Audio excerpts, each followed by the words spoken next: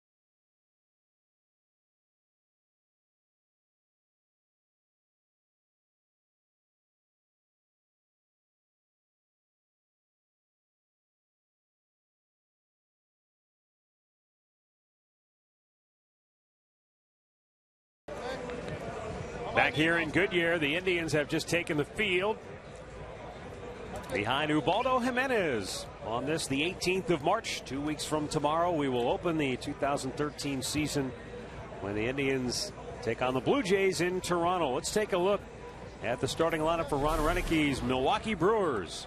Nori Aoki will lead off. He's in right field. Then Carlos Gomez, the center fielder, in the 2-hole, followed by Ricky Weeks at second base. Aramis Ramirez at third will bat cleanup. Then Logan Schaefer in left field will hit fifth. Gene Segura, good-looking young player at shortstop, will hit sixth. Taylor Green will DH and bat seventh. Blake Lally at first, hitting eighth. And Dayton Buller will catch and bat ninth.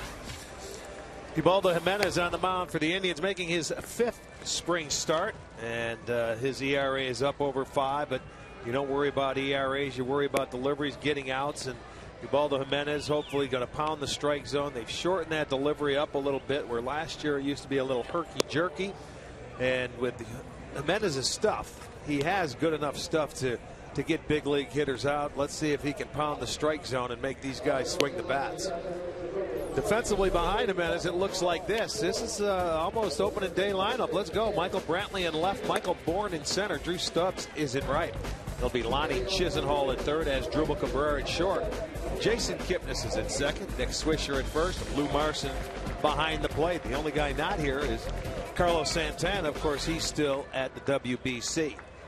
Patrick Mahoney will call the balls and strikes. Tony Randazzo, Bruce Dreckman, and Jordan Baker will work the bases. Also missing from the Indians, doesn't figure to be an everyday starting player, but Mike Aviles, a key acquisition in the offseason, will play the utility role, fill the utility role. He's still in the WBC as well.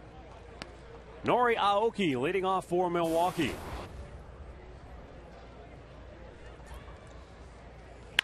It's a ground ball by Chisenhall, and it's into left field, and Aoki is aboard to start the game for Milwaukee. Well, that's why they want him up there to lead off this year. He's a guy that makes good contact. They want him to get on base.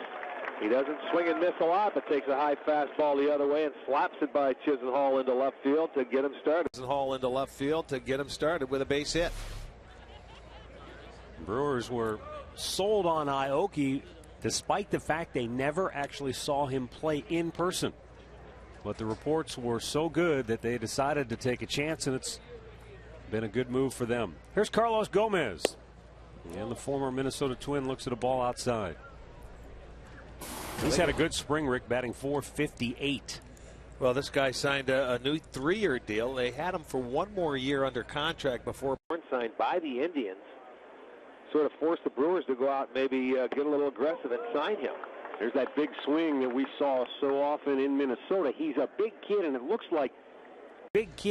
like compared to when we saw him early in his career with Minnesota, he's filling into that big body now. Well, we remember him when he played in Minnesota, coming over for the Johan Santana trade. And he played a little bit out of control. The guy can run like the wind. He's got great speed. He had some power, but you would figure his job would be get on base, steal bases, make things happen. But he has always liked to swing for the fences. But last year, a solid season. Runner goes. Jimenez with a pitch up and in, and Marson's throw not in time. Well, no chance. He guessed absolutely right. That's one thing, again, that Jimenez, you can do. You can run on him as they did last year. Look at the jump.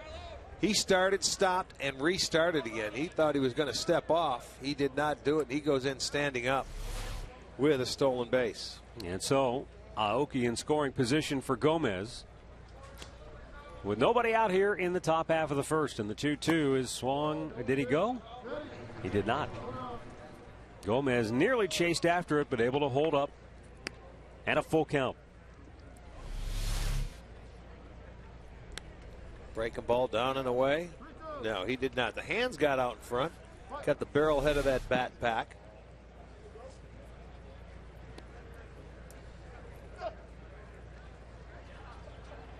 And on the 3-2, he strikes him out.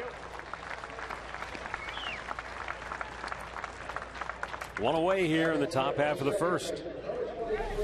Comes back with a high fastball right there in the zone. That was a good pitch. Tough one to take when you have 2 strikes, and throws it right by Gomez. So he gets the strikeout and the first out in the inning. So a runner at second with 1 out for Ricky Weeks.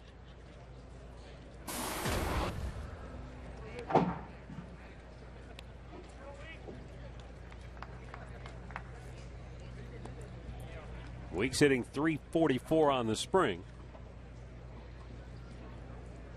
But you talk about learning something about yourself. A year ago, he was batting .190 a couple of months into the season. But he hit .282 over his last 65 games to bump that average up to .230. You know, when you start a year out like that, Matt, you don't want to look at the scoreboard that's posted, you know, your batting average, because there's no way, you can only go up. You have just got to almost like say, draw a line in the sand and start the season over and forget about your first month and a half, 2 months.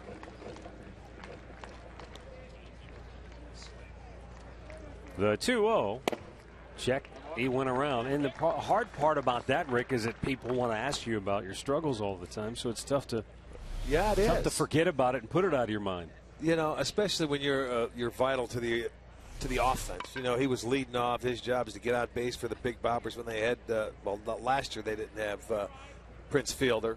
But Ryan Braun and the power hitters, your job to get on base. That's why they like to move him down a little bit. And they're putting Aoki in that leadoff spot. But he just certainly look at the power numbers, 29 and 30 home runs the last few seasons. But the average went down. You know, Ryan Braun figures to bat in that 3-hole when the season begins, because he's one of the best in baseball, batting in the 3rd spot in the order.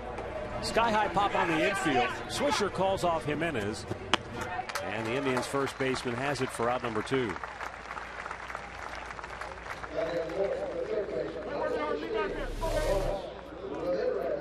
There's the hanger right there. That was almost like a backup breaking ball. Marson was sitting away. That ball comes back in, and he popped it straight up. You don't expect the breaking ball to stay there. You're looking down and away for it. He popped it up. Here now is Aramis Ramirez.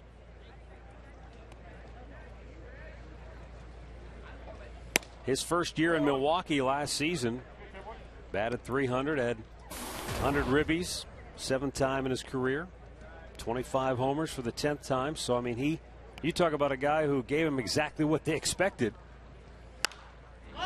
Another sky high pop, this time the left side of the infield. Cabrera, the shortstop, up on the hill, makes the catch to retire the side. No runs, a hit, 1 man left. Indians coming to bat when we return.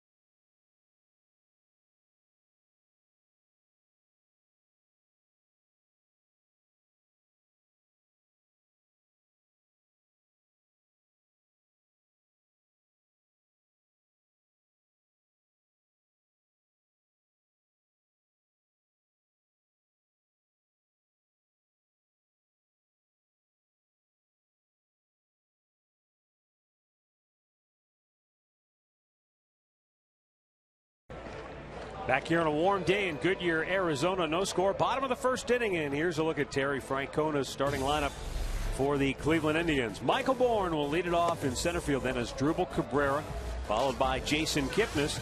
Then Nick Swisher batting cleanup. Then Michael Brantley. Mark Reynolds, the DH, hitting 6th. Alani Chisenhall 7th, and Drew Stubbs and Lou Marson will bat 9th. 29-year-old Marco Estrada makes the start. He made 23 starts for the Brewers last year. He was 5-7, 3.64 ERA, but he does have more in the strikeout per inning. He's got a great changeup. He's got that mixes with a curveball, and you can see him get his fastball, and he'll get his strikeouts with fastballs up in the strike zone because of his good changeup. Let's set the defense behind him this afternoon. It looks like this from left to right. It'll be Schaefer, Gomez, and Aoki. On the infield, it's Ramirez, Segura, Weeks, Lally, and Buller behind the plate.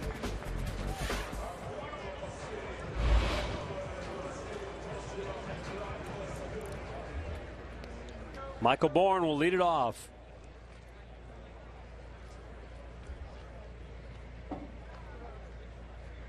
And Estrada's pitch is in the dirt for ball one. Bourne's numbers last year with Atlanta, he got off to a hot start. In the first month of the season, he had the 5th highest number of hits in all of Major League Baseball. So when you've got a leadoff man who can get off to a hot start, that certainly makes it nice for the guys who bat behind him. Well, he was shaking his head there, trying to work on a bunt.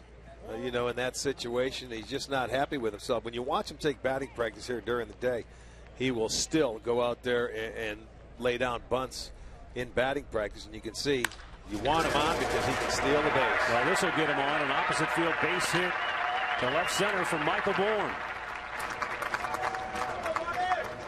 A nice inside out stroke to start the game for the Indians. Well, there's a good look at it. He gets a fastball out over the plate, stayed on it nicely, hits it in the left center field. And the Indians' leadoff hitter starts it off with a base knock.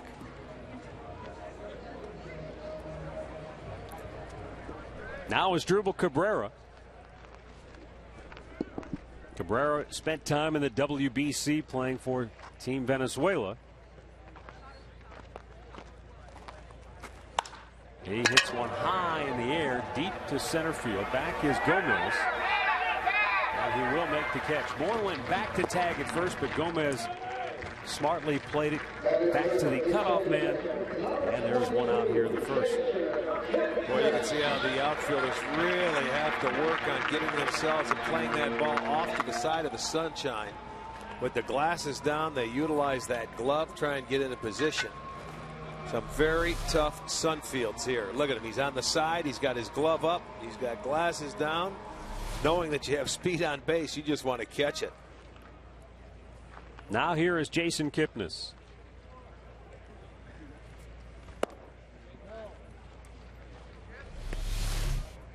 There it is. He's on the side, the glasses, and there's the glove. Then you have to utilize that glove because there is not a cloud in the sky today to help you out on that perception of where the ball is at. Marco Estrada delivers, and that pitch missing up high. During the regular season, you figure that Cabrera would probably take a pitch or two to give Michael Bourne a chance to take off and run. Well, that's going to be something that they're going to have to work together. Sometimes you would think so, but if Cabrera knows a pitcher and he's going to start him off with a fastball or a pitch he likes, and he's going to have to swing. But that's something that develops over the course of the year, where they may come up with a sign, or Bourne may have a sign knowing when he wants to run in certain counts and certain pitches. So that's where the number 1 and 2 hitter have to talk amongst themselves to get something going. You stole your fair share of bags during your playing career. During spring training, though, you don't want to beat your body up. So you just try to find your timing, and you maybe steal a couple for confidence, and then that's it. And it's usually later in the spring where you can get your footwork together. Some of these fields can be a little hard when you slide. You don't want to start the year out with the strawberries on your hips or your knees. That comes during the year. But you do, you want to get a feel. You want to work on getting your leads, and later in the spring, get a couple bags just for your confidence. 2-1 to Kipnis now. It's fouled right back. So that'll even it up. 2 balls and 2 strikes. And Jason Kipnis, another solid season last year. But when you talk to Terry Francona and other members of the coaching staff, they just feel like that with some of the other veteran hitters, it'll take some of the burden. A snap throw and a close play at first. Bourne just did get back. Boy, quick move to first base. Got to talk about that. Bourne just took his step on. He was not expecting him to come over there. He got rid of it in a hurry. And a face full of leather on that slap tag as well. 2-2 up high. And as I was saying, I think that they're feeling that with some of the other hitters, it'll take some of the burden off of Kipnis. Sure it will. I mean, and Santana and the guys. Yeah, I mean, when you're surrounded by good hitters, that you feed off each other. And I think there were a lot of points in time last year where hitters felt like if the top part or the middle part of that lineup didn't score, they weren't going to score again until the next time they came up. And that's not a good feeling. Runner was off on the pitch, fouled back out of play. Sometimes hitters have a tendency to do too much, you know, and like you talked about it last year, you go 2 for 1. You can't. You got a job at hand. Jason is a guy that's going to get better. He's very young in his career. Yeah, already among the top offensive second basemen. Not to I mention think the biggest surprise for me was defensively for Jason. Bourne is off, and it's ball 4. So 2 on with 1 out here in the first inning on a very good at bat for Jason Kipnis. And now 2 on for Nick Swisher. Now, we talked with Jason Kipnis about his defense and about how hard he worked at it, and he said, I'm still working at it. He goes, I'm never going to just sit back and say, I'm good, I've arrived, and that's just not his personality. Well, you can't. Just because you went out and what he did, he familiarized himself to that position where, you know, he can go out there and instinctively get into positions where you have to be, because he wasn't a second baseman. He was an outfielder. But now you have to continue to get better in that position. Nick Swisher a year ago, 24 homers, 93 runs batted in 148 games with the Yankees.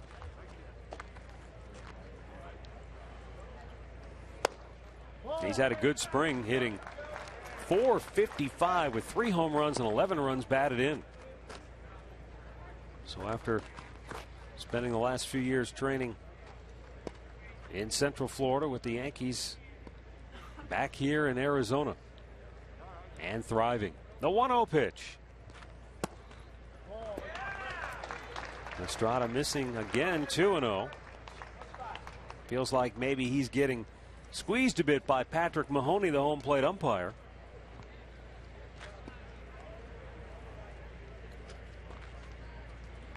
Now Swisher in a great spot, 2-0.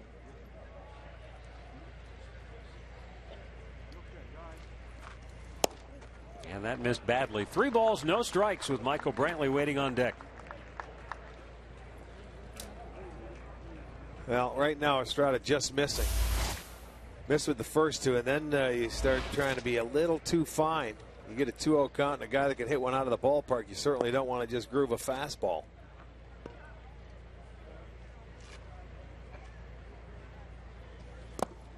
And it's ball 4. The bases are loaded on back-to-back walks by Marco Estrada, who figures to be Milwaukee's number 2 starter in their rotation behind the very talented Giovanni Gallardo. And then after that, a bunch of question marks for Milwaukee. Now, this is a team that just 2 years ago won 96 games.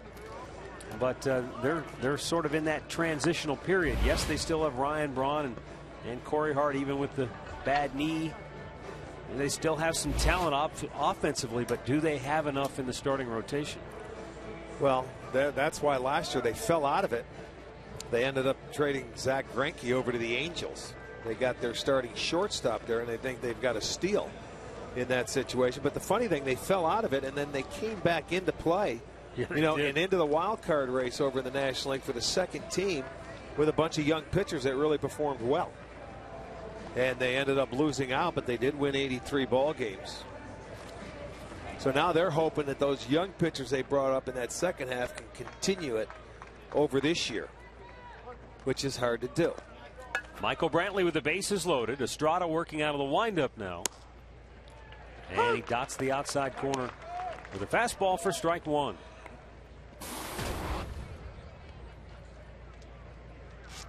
Michael Brantley a season ago had that 22-game hitting streak.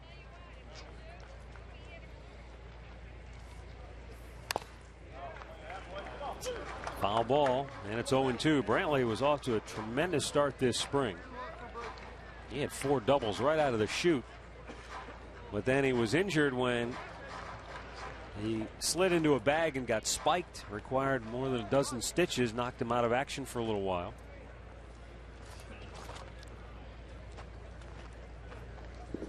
Now the 0-2. And slowly chopped back to the mound. Estrada goes to home plate for the force out, and there are 2 down. Bourne erased. Bases remain loaded.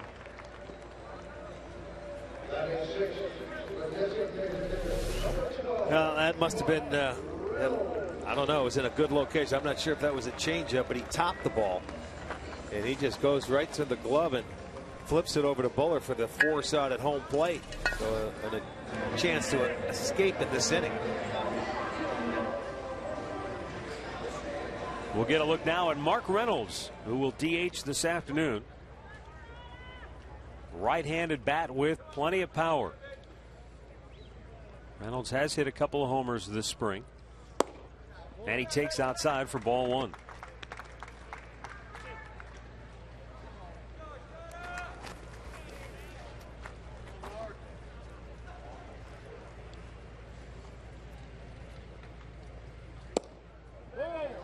Very close, but just missing. 2 balls, no strikes. Well, it comes back with a good changeup, and you're going to see this one just a hair low. Good pitches, but when you're behind 1-0, the hitter doesn't have to swing at it. Down in the dirt, 3 balls, no strikes. And I did say that's his bread and butter, that changeup, because that way you get hitters looking for it. You can throw the fastball by hitters up in the zone, mix in that breaking ball, but he is just doesn't have as good control here at this point. Reynolds probably has the green light here if he likes it. But it's outside in ball 4, and the Indians draw first blood on a bases loaded 2-out walk as Reynolds picks up his 5th RBI on the spring. Well, 3rd walk in the inning, so Estrada his own worst enemy. And now Lonnie Chisenhall steps to the plate as Jason Kipnis accepts the congratulatory high fives. Chisenhall having a terrific spring, hitting .412, 3 home runs, 10 driven in. And Chisenhall hammers one to left. Schaefer makes the catch. Logan Schaefer hangs on, and the Indians leave him loaded, but they get on the board first. 1-0 Cleveland as we go to the 2nd.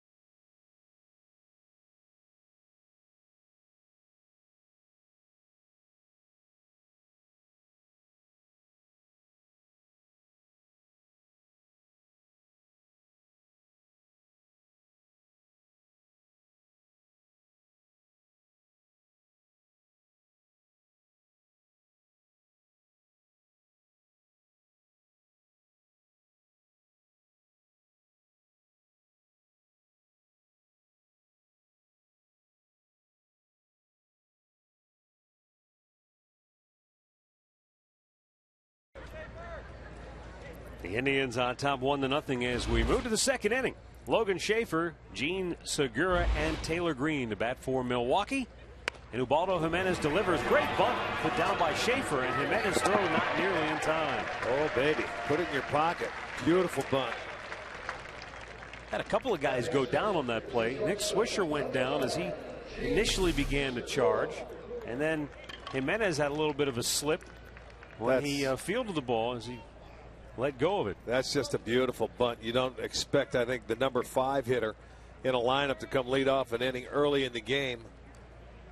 That's a beautiful bunt. Schaefer, I think, slated to be their 4th outfielder this year, but that was a very nice bunt.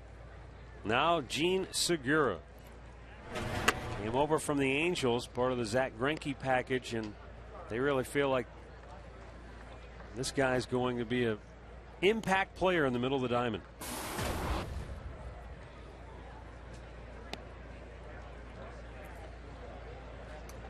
He's 23 years old, and if there is a knock on him, and there's always a knock on any player, a bit of a free By swinger. Who, you? No, I don't qualify to knock. Well, it looks like he's from the Dominican Republic. He led winter ball in batting average this winter, and you can see why, because he stays on the baseball with the inside out stroke. No balls, 2 strikes.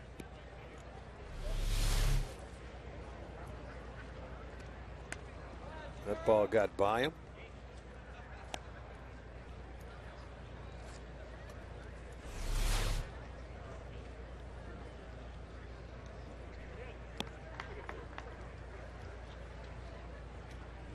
Runner goes, and on the hit note, bouncing it into right field. Nicely done by Segura, and all the way to third goes Schaefer. Well, you don't know if it's a hit and run because it's an 0-2 count. Yeah, I was thinking the exact same thing. So, you know, the runner takes off, and all of a sudden it vacates the hole. Kipnis is covering, and it was just a bad pitch by Jimenez. 0-2 count. It's a fastball up in the zone. Look where Martian's sitting way off the plate, and he got way too much of the plate and allowed him to at least put the bat on the ball. And it looked like a great hit and run, but the runner was taken off to steal. But he gets a base hit on an 0-2 count. So with runners at first and third, Taylor Green, the DH, will step in. And taking off is Segura, and he steals second base uncontested. The second steal in as many innings for Milwaukee.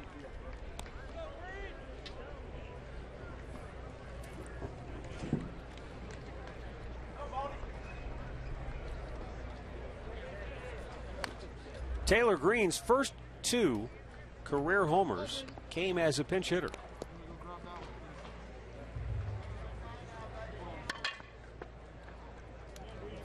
A guy who can move around and play some different positions for Ron Renicky.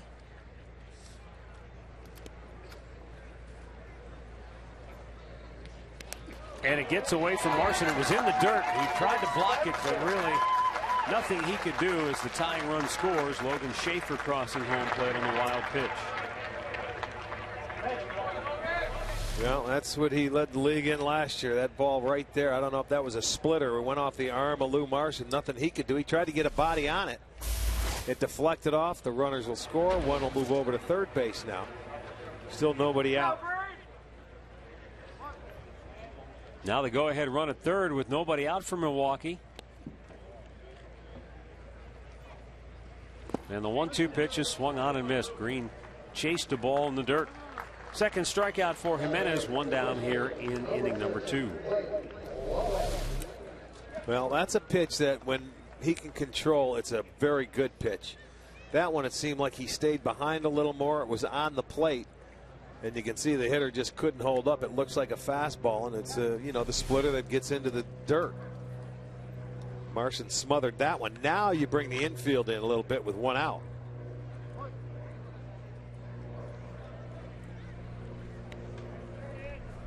Infield, not all the way in, but they'd like to cut down that run at the plate. Gene Segura, good wheels at third.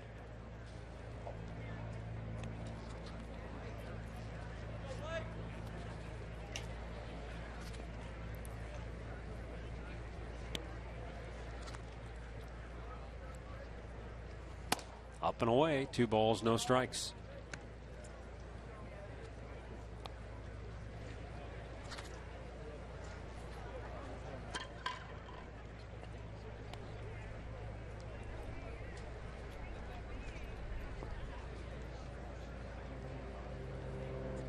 Blake Lally trying to drive home the go-ahead run for Milwaukee.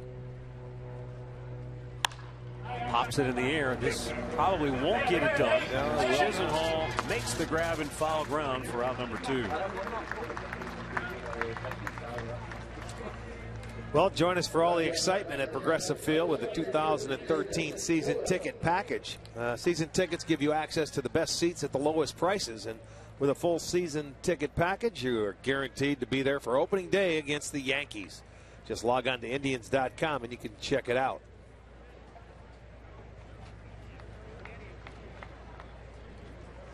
Two down and a runner at third for Milwaukee as Dayton Buller steps in, the Brewers catcher this afternoon.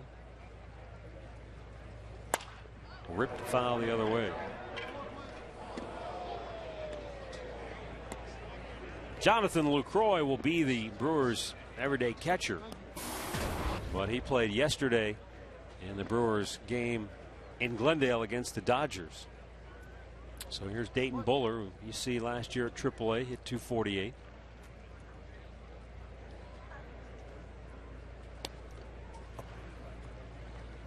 And he hit him with a pitch.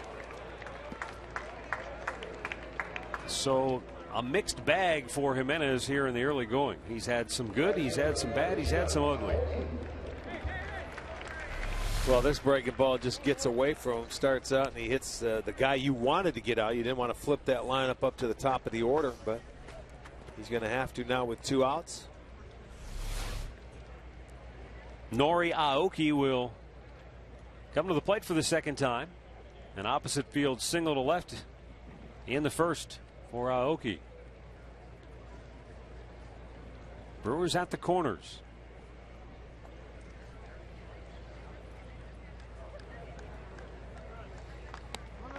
Indians made a couple of roster moves before the game. And they also talked to some of the guys who are fighting for spots on the 25-man roster. They told both Daisuke Matsuzaka and Matt Capps, one fighting for a starting spot, one fighting for a bullpen role, that they would not make the club. But there is still an opportunity for those 2 players to stay with the organization, but they would have to accept an assignment to AAA, and there is a bonus money attached to that. But those are details that have to be worked out between Chris Antonetti, the Indians general manager, and the players' respective agents. But they like Daisuke Matsuzaka. They'd love to keep him in the organization to keep some depth for your starting rotation.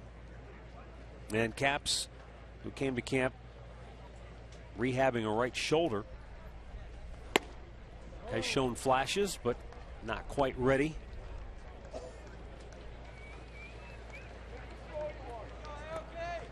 Two balls and no strikes for Aoki.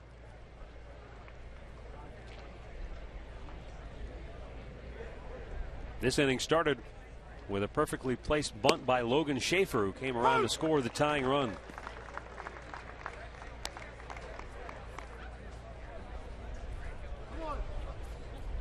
Well, yeah, in back-to-back innings, they had the leadoff man aboard. You're out of the stretch and having to work hard. Line to left. Brantley on the move. Dives, and he can't make the catch, or he did. Yes, he did. Hold on. Brantley with a terrific diving grab toward the line in left field. Just did get the leather down in time, and we stay tied at 1.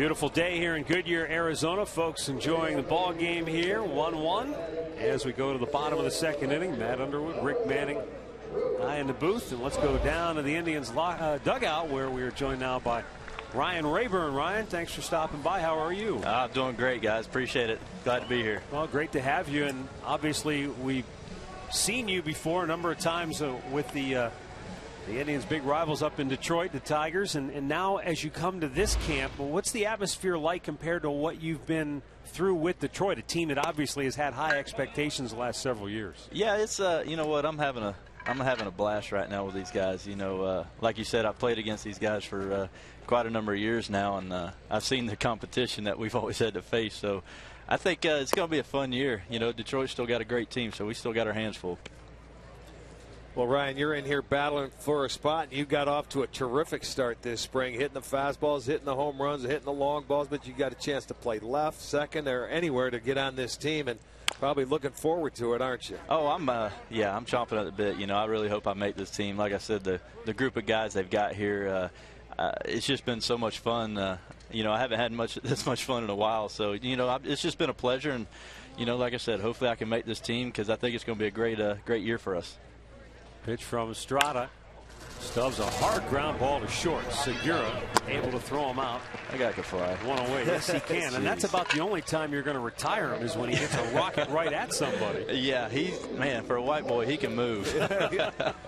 You know, and people don't realize he's about 6'3", 6'4", and yeah, he's very athletic. Yeah, he's a big dude, man. He could probably play about any sport you put him out there on. He's very athletic. Ryan, speaking of athletic, you've been able to make a career out of being able to play wherever you're asked. Mm-hmm. And I'm curious, how do you stay sharp knowing that one day you might be at second, you might be at third, you might be at short, you might be in the outfield?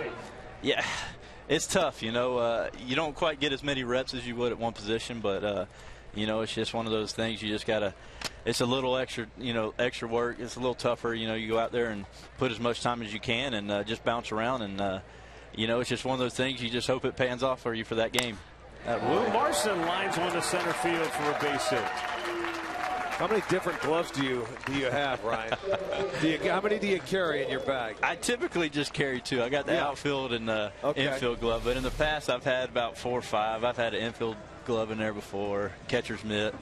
Whatever it takes. Exactly. You know, I got to do whatever will help the ball club and keep me on the team. Well, one of the reasons maybe the Indians took a long look at Ryan Rayburn is the fact that at Progressive Field in his career, he's hit .298 there. You like hitting in Cleveland, huh? You know, I try to. I try to hit as good as I can anywhere, but hitting there in Comerica, that's a little too big a ballpark for me. Yeah. Unless you're going to right field, and you don't want to do that. Yeah, exactly. Ryan, you talked about this Indians-Tigers rivalry, and as good as Detroit has been the last couple of years, you know, last year in particular, the Indians won the overall season series against Detroit. So as good as they are, it shows you that, you know, they're not a super team. They're not invincible. No, they can be beat. You know, almost last year we kind of showed it. You know, everybody really played well, and even Cleveland at the beginning of the year, man, they were just on fire. You know, I think bringing in some of these veterans to kind of show some of this youth, you know, how to do it for a whole season. You know, 162 games. But I can tell you from being on the Detroit, we always hated facing these guys, man, because they're just tough to play. You know, I noticed when you get into, you know, your division and you start playing, you're playing each team 18 times. Mm-hmm. You've got to, you know, put up or shut up because you know you're going to face the boys, whether it's Verlander, you're going to get 4 or 5 times, or, you know, you go to Kansas City, and anybody can beat anybody in your division, I believe, and that's how you win a division, is going out and dominate your own. Yeah, you're exactly right. And, you know, like I said, it's 162 games, so if you can get them wins in the division, you know, it makes it a little bit easier. But, you know, this division, I think a lot of people doubt the abilities of the teams in this division. Man, there's some good teams here, and I think that's why it's so much more competitive, is because we're so tight and so evenly matched. So it just makes for better competition, I think. Yeah, you're right. It does seem like because of maybe the big-name stars, the Josh Hamilton goes to the Angels, everybody wants to focus on sort of the West and they kind of overlooked the Central. You know what? I think that in a way that's right. But when you look at the Central, Kansas City, they enhanced their team this year. Yeah. They got a couple of starting pitchers there in Davis and Shields, and that's going to be a lot tougher for them. And in Detroit, you know you're going to see some good pitching. And even though Minnesota, that's a question mark for them, like it is the Indians, it's going to be how the pitching goes. Oh, it's always about pitching. You know, you look at the teams that were actually in it, you know, they all had pitching. So if we can just you know, if our pitchers can just give us a chance, you know, like I say, it's going to be a very competitive team that we got here. You know, we'll definitely have a chance. So it's just a matter if we put it all together and get the big hits when we need them. Ryan, from your experience over the years, how long does it take a team to really come together, to gel? I mean, with so many new faces in this Indians clubhouse. It actually came together pretty quick here. Like I said before, the guys they brought in, I mean, it's just a great group. I mean, everybody's having a blast. You know, Swisher keeps a lot, you know, alive. We got Giambi, you know, the seasoned veteran that's been there, done that, and you know, and then we got a lot of youth guys that just, you know, they just go out and play hard and have fun, and you know, like I said, if we can mix it in for 162 games, we're going to be very competitive. So, all right, what was your role in the Harlem Shake video? I was actually an Indian. Of all things, I was an Indian. So you couldn't see me much in there because I'm one of the smaller guys. So I was like standing in the back. Well, that was fun, and I'll tell you what, the players, they patrol their own clubhouse, and they take advantage of it. But I'll tell you what, Terry Francona certainly helps spark it, doesn't he? Yes, he does, and for him just to join in with us, I think was it speaks a lot about how he is as a manager and everything. So I've enjoyed it, and you know, like I said, I hope I have plenty more games to be around and spend with this team. Well, we wish you the best of luck. Thanks for stopping by and spending some time with us, Ryan. Oh, I appreciate it. Thanks a lot, guys. That's Ryan Rayburn. The Indians are out here in the second inning, 1-1 through 2. Is it my imagination, or did the potholes get deeper this winter? Either way, there's nothing imaginary about our deals on steering and suspension service right now at Conrad's. Get up to $120 back on select shock and strut purchases. That's huge! Not sure if you need anything? Just stop in for a free steering, suspension, and wheel alignment inspection. And up to $120 off shocks and struts. With 33 locations, we make saving time just as easy as saving money. And you know where.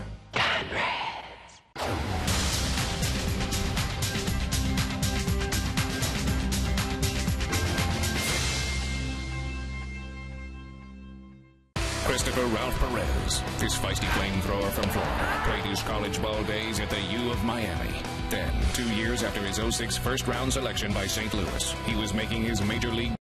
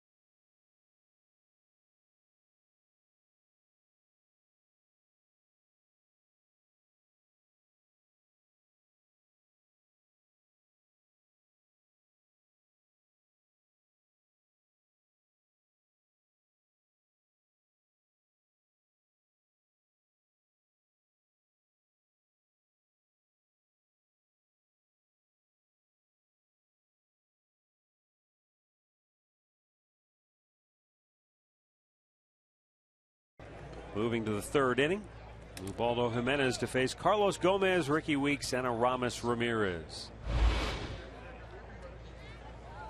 Right-hander worked a scoreless first inning, but then in the second, a leadoff bunt single by Logan Schaefer started it. And then Jimenez with a hit batter and a wild pitch.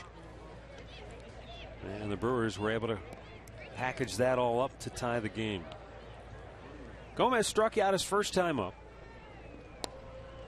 Chased a high fastball. That time lays off the 2-strike high heater, 1-2.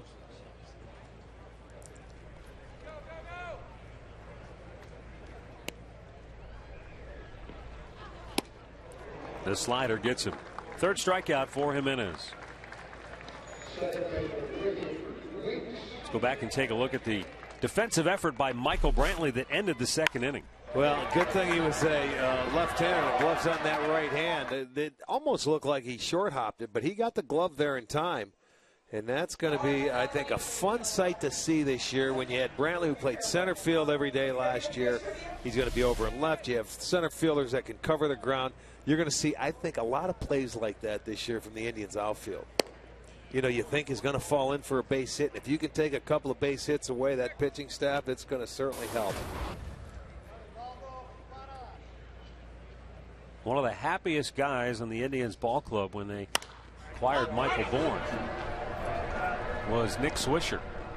Yeah. Because he said, you know, I was tired of, in New York, they're always talking about how slow I was as an outfielder. Well, now I get to go back and play first base. I don't have to listen to anybody talk about my lack of speed in the outfield. Let the deer go run them down. They got some guys that can go get it now. And he had to play in New York on that short porch. I mean, he had paint on the back of his uniform. He was so deep. I mean, that's just a short porch. Well, first base is his first love and his natural position, and that's why he likes it so much. So he was thrilled to death that they ponied up and signed Michael Bourne. Chop foul. Well, Rick, three center fielders for the Indians in the outfield. Obviously, they're going to play left, right, and center, but all three are natural center fielders. Yeah, that can play center. I was reading a story about your former teammate Robin Yount when you guys played together in Milwaukee. Right. And when he bounced down into the left field corner, and Brantley will have to chase it all the way. Weeks going to turn and burn for third. Here's the relay, and they got him! Nicely done by Asdrubal Cabrera and Michael Brantley to get the ball to Chisenhall on time. And Weeks is out at third, and Ron Renicky will come out to argue on the close bang-bang play. But it did look like the ball beat him to the bag. Well, remember, it's a short throw because you're down the left field line. And it gets down in the corner. Brantley doesn't have to, hurry it up. Just make a good throw to get to your cutoff man. You can see Cabrera gets it. They get over there, and he might have got the left arm. He gave him the phantom tag. Roll the right arm out. It was bang, bang. It was close. Indians get the call, and they get him at third base, but it was awfully close. I can see where Weeks had a legitimate argument. He pulls that right hand back when you're going head first. That third baseman comes in to tag you, and you pull it away from him, and he's got nothing to tag but the left hand, but it was awfully close, but a good relay. Now Aramis Ramirez, who popped up his first time to the plate. Give you a different angle here. Watch the right arm disappear. And he's safe by rights. And that looked like the left hand got on the bag by the time that glove came into his chest. But it is, that's slow motion, folks, and that's bang, bang. And when the ball beats you, sometimes that umpire anticipates you being out, and that's where you'll get the call. But it was a good slide, but Chisenhall kept the tag on him. So, Rick, and I think that's what Ron Renicky did. He went out to tell the umpire, hey, look, during the regular season, don't just make that call. Wait and see. Yeah, that's a time to plant the seed. That is true, because a lot of times, if you're an umpire, you're anticipating a play happening, and when you see the ball beat a runner, sometimes they will think, hey, looks like he's going to be out. Stay with it. That's all you can ask as a base runner, because when you go in sometimes and you slide like that, you can risk hurting yourself. But when you take an arm away, as a base runner, you can be safe a lot of times when you're called out. No doubt about it. The payoff pitch. Strike three called, and Ramirez now upset with one of the men in black here today. So the inning comes to an end. Still tied at 1. We're talking trucks in Northeast Ohio. Here's what people are saying about Ford. 22 miles a gallon for a truck would be outstanding. What I really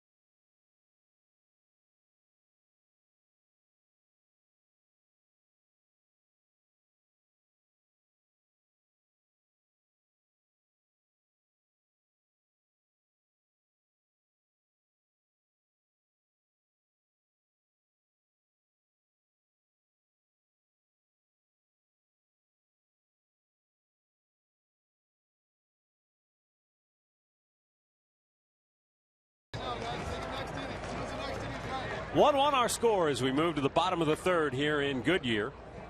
Jason Kipnis, Nick Swisher, Michael Brantley will be coming up for the Tribe. Matt Underwood, Rick Manning with you. Let's go down once again to the Indians dugout, where we are very happy to be joined now by the 42nd manager in Indians history, Terry Francona. Terry, how are you? Thanks for being with us. My pleasure, guys. Well, how's the spring gone for you? A season away from the game up here in the TV booth, and now you've jumped back in with both feet, and you know, the guys seem to be very excited. There's a great atmosphere around the club. How's it been for you? I would say it's been the same. I've been just as excited. I think the players have done a terrific job of just doing what we've asked. You know, come out, try to play the game hard, play with respect, and get better every day. So it's made it fun for the staff. And you've got a number of new faces that are incorporating as players with some of the guys who've been here in years past, and you've got a whole new staff, save Sandy Alomar, that's working with these guys too. So there's a lot of getting to know you going on here, isn't there? Yeah, there is. And again, we had the extra 2 weeks because of the WBC, and maybe that's good. You know, just give us some time to get together, not just on the field, but, you know, off the field, and to trust each other, things like that.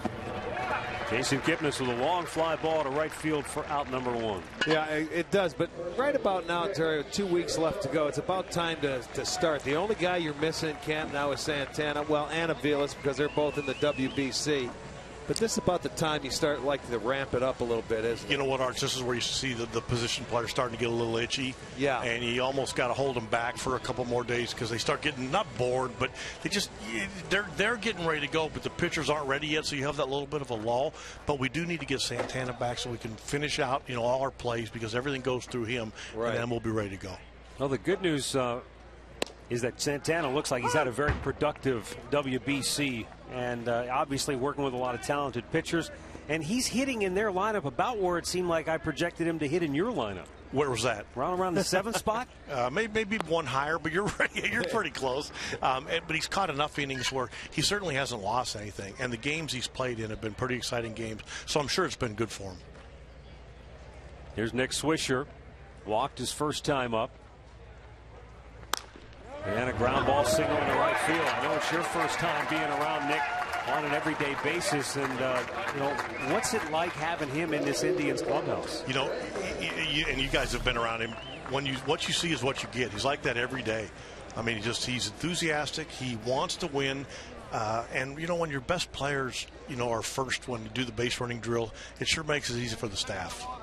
Well, and it is fun when you're on a good team and a team that's going to win. Your players pretty much control that clubhouse, don't they? And it takes a lot of pressure off you. You know what, Arch? When you have to do it as a manager, I think it's considered micromanaging or overmanaging or panicking. And when the players do it, it's considered being a good teammate. And there's kind of a fine line there. But you're right. On every good team I've been associated with, you've had guys in the clubhouse that care enough about each other to police each other. And I see a lot of that in a lot of these guys here. Brewers are making a pitching change, but since we have some extra time, we'll just keep it right here and continue our conversation with Terry Francona, who, you know, when you take the job initially, the national media perspective is, why this job, Terry Francona? After coming off the years in Boston, a couple of world championships, I think a lot of people expected you to wait for that big, super high-profile job, and you repeatedly said this was the only job I was interested in. Yeah, I think maybe people that kept saying that didn't know me as well as they thought they did. This was really the place I wanted to end up because of Chris and Mark and the guys. It was a place that I knew I could come. I'd be comfortable working with guys that I not only really like but really respect. There's nothing better than coming to the ballpark. I mean, wanting to come to the ballpark, and we know we have challenges ahead. I mean, we realize that, but doing it with people that you care about, it's pretty fun to do that. Well, people don't realize when you came back, you worked for Mark and that in the front office. And what was it, 2000 or 2001? 2001. 2001, and that's where you really, you know, you started to kick it off. And through Mark, I had met Chris, and we've been friends ever since. And it's hard not to respect the way they do things, and they're fun to be around. They're organized, and they make it fun for me. And, you know, with the guys he's with, Cherney, and some of the guys that he's with, make me feel a little bit younger. I know I don't look it, but I feel it. You know, but the thing of it is, Terry, I mean, you've got your guys too. Millsies, who's been with you your whole life. You guys played college baseball together. I mean, you played professional baseball together. He was with you in Boston. nice to have those guys with you too. You know, when we brought in Kevin Cash, and then we kept Sandy on, which I thought was huge. You know, we promoted Mike Sarbaugh from the organization. We kept Mickey from the organization. So we're new, but we're not too new. We have experience, but we have some youth. I love our staff. This is a ball club that, because of all of the off-season moves, there's a tremendous sense of excitement back in Cleveland. People are very, upbeat, looking forward to this 2013 season. As you said, Terry, there are going to be challenges ahead. There's not going to be always the calm seas. Do you do anything to temper those emotions that fans have going into the season? No, I look at Mills. He's looking like I'm going to give him a sign right now. What am I going to do? No, you know what? I'm glad people are excited. That means they're interested. Again, regardless of what expectations are, we're going to go out and we're going to try to win every single game, and that'll never change regardless of who we're sending out there. Well, Terry, thanks so much for spending some time with us here today. We appreciate it. Best of luck to you this year. Okay, guys, thanks. That's Terry Francona. Michael Brantley's double play ball ends the third, still tied at 1.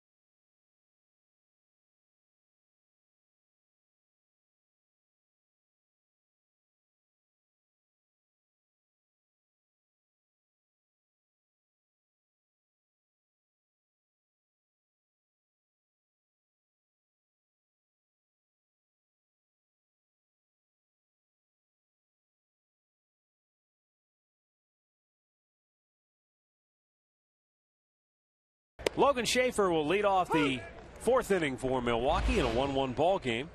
Schaefer with a great bunt single and came around to score. The Brewers only run in the second inning on a wild pitch.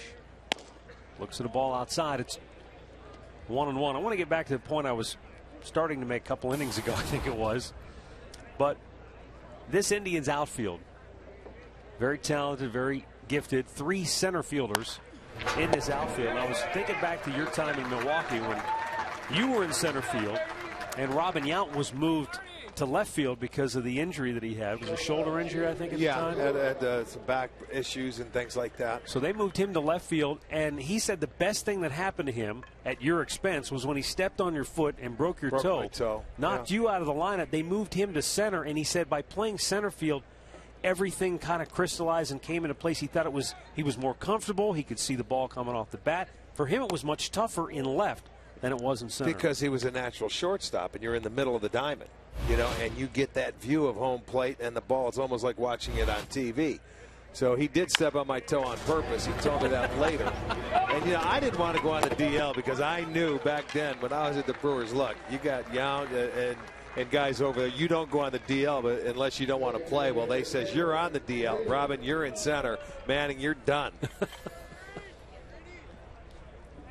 Worked out well for him. Well, worked out well for me, too, I guess. I got out in time. What did Yount end up playing, like 19 years or something? Oh, in the big leagues? And they were all with Milwaukee. But he turned into a very good. He won a Gold Glove at short and in center field. So, I mean, Robin, who lives in the Phoenix area here, he was going to play there anyway. It's just a matter of time.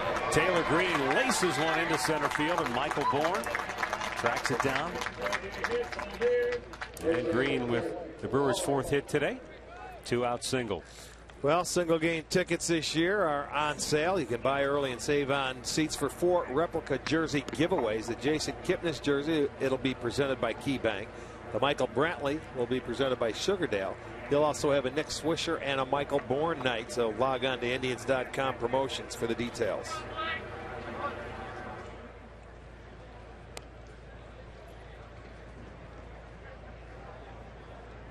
Jimenez fires, and it's up high. Do you feel like that if you can play center, you should be able to handle either left or right? Well, no, because center field, to play there, you've got to be able to cover the ground and cut off the alleys, and have a strong enough arm to make sure you hit your cutoff man everywhere.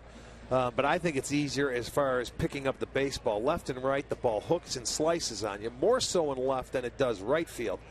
But in right field, you can play deeper because right-handers drive the ball to right center better than left-handers do to left field. So you get more duck snorts, as Hawk would say, little chinkers that fall in front of you, off the end of the bat that slice on you in left field. But with Brantley being a left-hander out there, it helps him go into the line. So if you got Bourne in center who could cover left center field, that's going to work out beautifully. And you know what? It's going to take a while to get to know each other. But if you go by the old rule of thumb, where Michael's in charge, he's the captain because he's in center field, he takes everything until you don't hear him. But you have 2 other guys also with that mentality. You know what I mean? Well, we're going to have to get with Brantley because remember he told us with he and Bourne both going by the first name of Michael. Well, they wanted to make sure that there was no confusion. Well, you don't call yourself by the first name. You make sure they'll work it out. But the good thing about it is every guy will be aggressive, wanting to catch the baseball, being an outfielder. You're just going to have to make sure that. And I'm sure they will do it. It's fun. But you know who else has all center fielders? I was thinking about this and looking at rosters is the Angels. When you got Trout who played center all day and they got Borges coming back and you got Hamilton who signed. So there's 3 center fielders as well that'll be able to cover some ground out in the American League outfield. 3-1 pitch. Runner goes and it's hit high in the air to deep center. Bourne back. Still going back on the track at the wall. High off the fence. Brantley there to back it up, but scoring the go-ahead run is Taylor Green. And Blake Lally with a tie-breaking 2-out RBI double to deep center field has Milwaukee in front 2-1. Well, that ball carried a long way, and it was a good job of Michael Brantley coming all the way from left field to back him up because Bourne, with the sun, watch him go all the way back. He thought he could catch it. It ricochets off the wall and it bounces past it, but look who's right there. That's good hustle by Brantley coming all the way from left field because he only gets a double. The run was going to score anyway with 2 outs. But it's a nice job by Brantley to come all the way over and back him up. Nice piece of hitting by Blake Lally to drive in Taylor Green. Lally now at second base. And the number 9 hitter Dayton Buller, who was hit by a pitch his first time up, cuts and misses. 2-1 Milwaukee here in the bottom of the 4th inning. The top half of the 4th inning. Back out of play.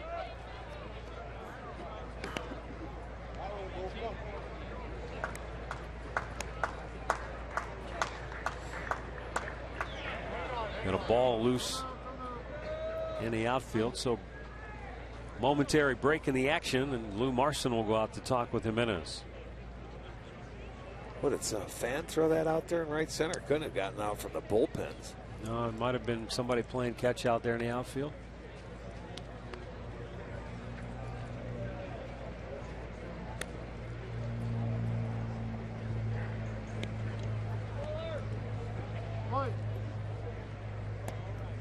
Two down, runner at second. 0-2 pitch. Checked. Did he go? They appeal no, says the first base umpire. He's done that a couple of times today. When you get 2 strikes, he goes down, drops his arm down a little bit more with the breaking ball to try and get the guy to chase it. Again, he was able to check it, stay alive in the at-bat.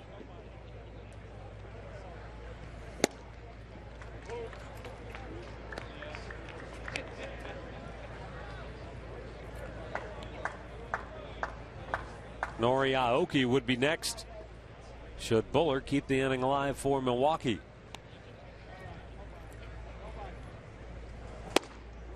And able to lay off a tough slider, and the count is full. Now it comes back with a good breaking ball. He just lays off it. It's off the dish. I didn't like the 1-2 pitch, that fastball. That really meant nothing. Didn't set up the next pitch at all.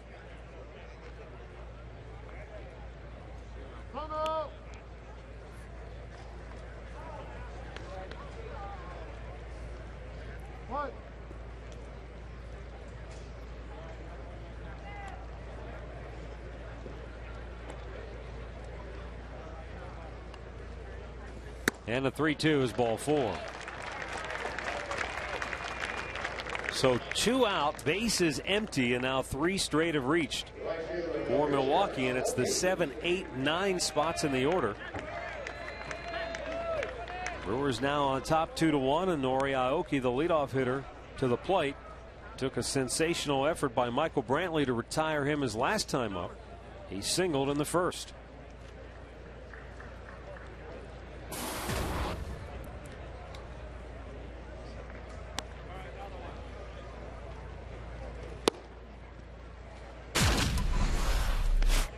Yeah, this ended the inning on a nice catch, diving catch by Michael Brantley to get out of the inning. He knew he got his glove underneath it.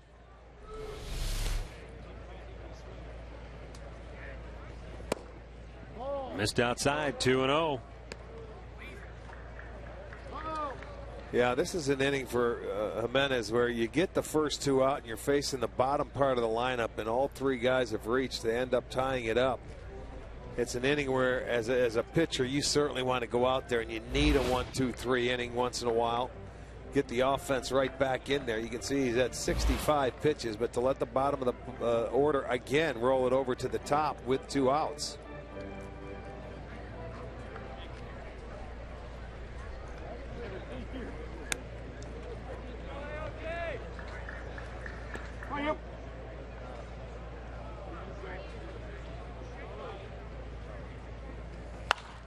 Popped him up foul ground near the dugout. Over his Chisenhall. Does he have room? He does, and he makes the catch over the railing to retire the side. But Milwaukee strikes back. The RBI double by Lally has the Brewers on top 2-1.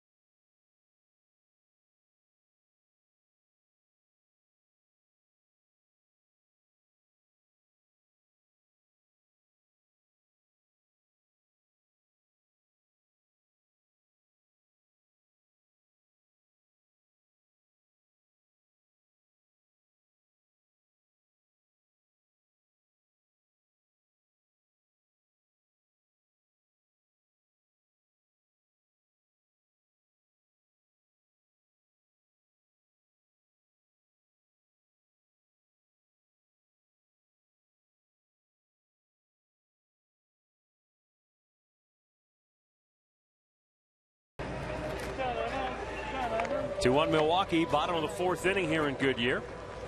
And Ron Renicky goes to his bullpen for the first time today.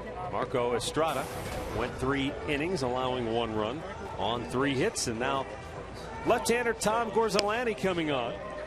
Left-hander last year with Washington. Boy, what a season he had, Rick. 45 appearances and an ERA of just .288. So a terrific job by the big left-hander who goes 6'2", 210. He'll come on to face Mark Reynolds, Lonnie Chisenhall, and Drew Stubbs for Cleveland. Now pitching for the Brewers, number 32, Tom Gorzalani. Hey, tonight at 9 on the MLB Network, stay tuned for the World Baseball Classic semifinal game. It'll be the Netherlands against the Dominican Republic. You can see Carlos Santana of the Indians playing for the DR. He's done a terrific job behind the plate. And then the winner of that game will move on to play Puerto Rico in the championship. And then, Rick, it'll all be over on Wednesday, right? Is that, or is it tomorrow? So. They start tomorrow. I'm not sure. Win, lose, or draw, we'll see Carlos Santana back in camp here with the Tribe by the end of the week. That's what it all amounts to, and then that'll give him the weekend, and then all next week to get himself reacquainted with the staff and ready to go for opening day. Mark Reynolds, an RBI, his first time up when he walked with the bases loaded. His 5th run batted in on the spring.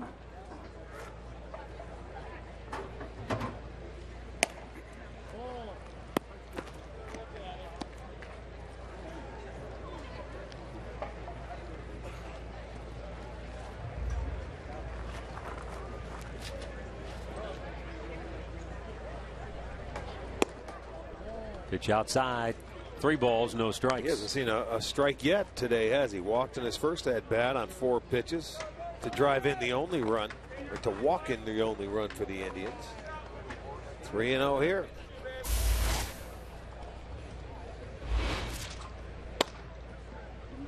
Off the outside corner, 3-1 the count.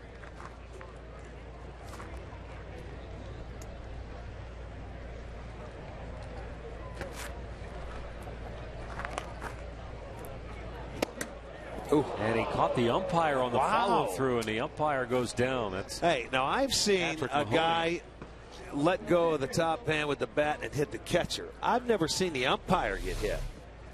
Watch this. Holy smokes. And he doesn't wear the helmet under that mask. He's just got a hat. This guy is really lucky. Look at the extension come down and caught him on the end, and that's it's like getting a hit in the head with a little hammer. Well, at least on the replay, it didn't appear that the bat struck him on the head. It looked like it caught just the front of the mask, but still. I don't think I've seen the catchers. It happens a lot to catchers. That's why they all wear the helmets back there. But no, that's an extension right there that got the umpire. What's your name? I don't know. You tell me. He doesn't know his own name. Wow. It looks like it just caught the mask and not, as you said, Rick, without wearing a helmet there. If that barrel caught him on the top of the head, it would have knocked him into next week. But even with the barrel of the bat nailing him in the mask, it has definitely given him reason to step back and gather himself. Whoa. You could see that was quick. It was direct. And now they're just doing a few tests. Michael Salazar out of the Indians dugout to talk to him. He looks like he's okay, but they just want to give him a little extra time and make sure. Well, with everything that we've learned through sports medicine the last several years with regards to concussions, you tend to now side, with caution. Absolutely. I mean, if there's any doubt at all, you want a guy to sit down, because if you take a foul ball, a direct hit on the mask, that could really cause you some problems now if you've already taken a pretty good hit. Well, it looks like it got him on the side of the head. They're looking for that little bump there. I'm sure that is there. If they have any questions, he'll be removed, I'm sure. Well, as you said, Michael Salazar giving him the. Okay, there he goes. And I think that's going to be it. Going back out to get his gear. Yep. So he'll call it an afternoon, I'm sure. Certainly and unfortunate, rightfully no reason so. to take a chance. No, not at all. I mean, that is a first for me. We've seen umpires take foul tips, foul balls, but I don't think we've ever seen one hit on a follow-through swing. No, because they're farther back than the catcher, for goodness sakes. But let's hope that Patrick Mahoney's going to be all right. Which leads me to ask the question, do you think he was a little too close then? No, I just... Reynolds let go of the bat, man, at the top hand and extension. He's comfortable. He's been there all day. Look, he's not leaning over the catcher by any means. He's sitting on the inside part of the plate, I think. And some umpires will sit on the other side away and guess him, but he's on the inside part of the plate, and maybe that is what enabled the extension of that backswing get him. Look, he's trying to follow him now, and that's not fun. Well, Mark Reynolds is a guy who has struck out 200 or more times in 3 straight seasons in his career. I asked him earlier this spring if he ever got tired of people mentioning of his strikeouts and talking about that, and he said, you know, not anymore. He said, I know who I am as a player. I know that's part of the deal. And I think the key for him, Rick, is that playing for managers who also understand that. You're not going to play for a guy who says, hey, I need you to cut down on your strikeouts. That's not who he is. And that's not in today's game anymore. They don't care as much about strikeouts as they once did. And when you can put up power numbers, where you look at the numbers, the home run numbers that he can put up. I mean, last year he had 23, and it was in more of a limited time getting plate appearance than it was in the past. This guy can hit it out of the ballpark. He's got as much raw power as anybody in that lineup. All right, we're going to take a timeout while the umpires readjust the rotation. They'll get somebody suited up to call the balls and strikes. When we come back, it's Milwaukee 2, Cleveland 1 here in the 4th inning.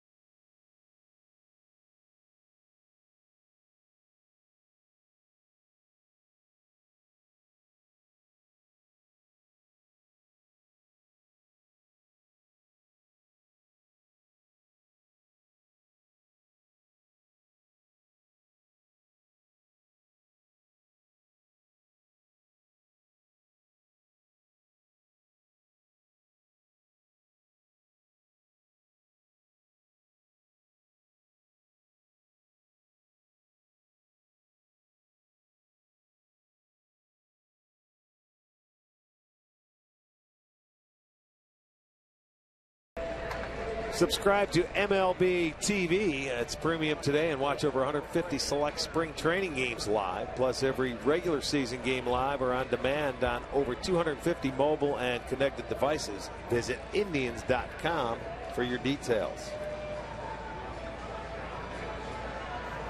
Just waiting now for the new home plate umpire to dress out. There in the Indians dugout is Bruce Dreckman. Is he on the air after the show today? That's Bruce Brennan. Oh, I didn't know Bruce was up at today. I believe it was Tony Randazzo who went to the locker room to get the gear, so I think that's who's going to take over as the home plate umpire. I'm being told now it was Jordan Baker who went to don the gear. So we're waiting on Jordan Baker to get the gear and head back out here onto the field.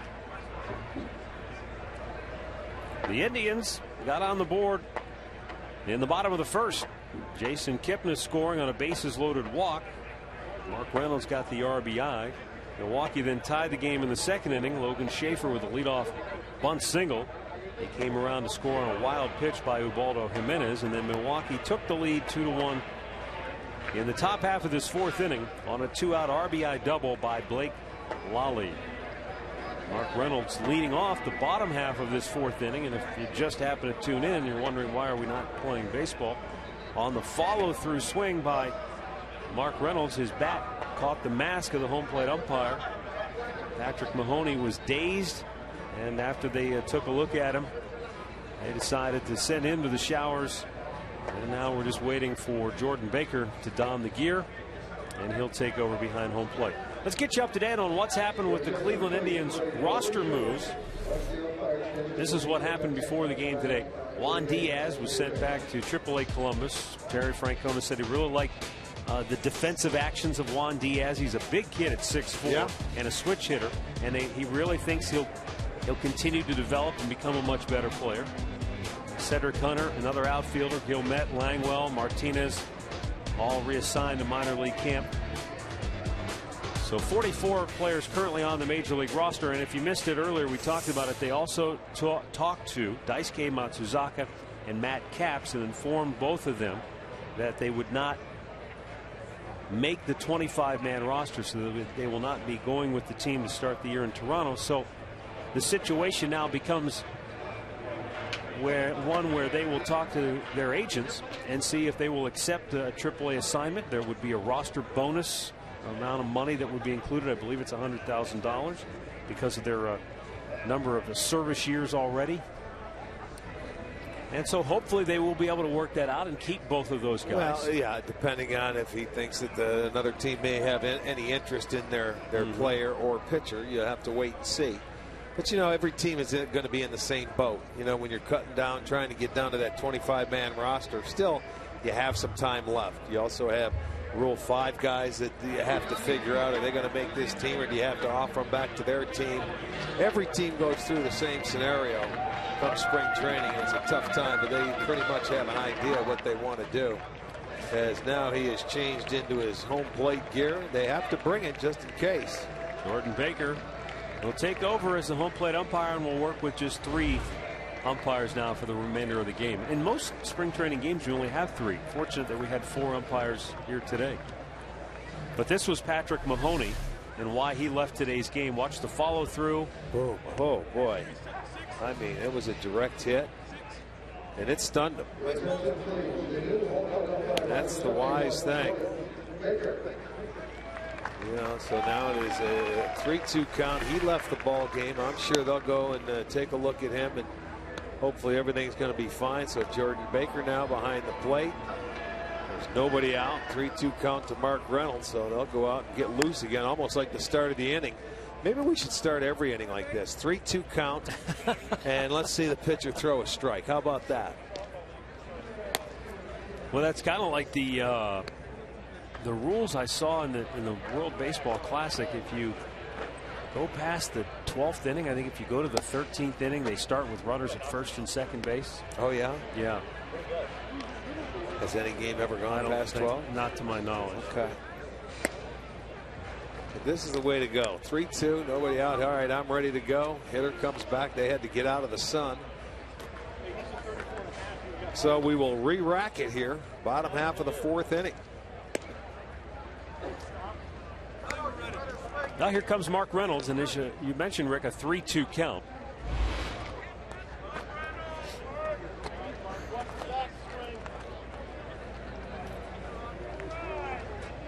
Now you may notice that Jordan Baker, he's got the hockey style mask. So his head is fully encased.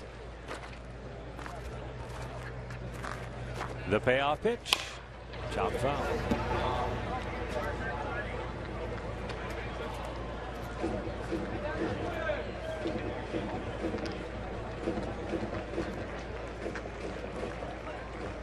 Lonnie Chisenhall waits on deck. 3-2 pitch. Chop to third. Ramirez flings it over. 1 away. Here's today's Web Minutes, brought to you by FoxSportsOhio.com. There are 2 weeks left before baseball begins, and the Indians are still sorting out the final 25-man roster. And Tony Lastoria will have all the details. With the Big Ten Tournament Championship trophy secured, the Buckeyes now look ahead to Friday night's game against Iona. See what Thad Matta has to say about Ohio State's chances. And the brackets are set for the Ohio High School Athletic Association State Championships. And you can see all those matchups online right now. 2 down here in the 4th as Chisenhall flies to left for the 2nd time today. And it will bring up Drew Stubbs, who grounded to short in the 2nd inning.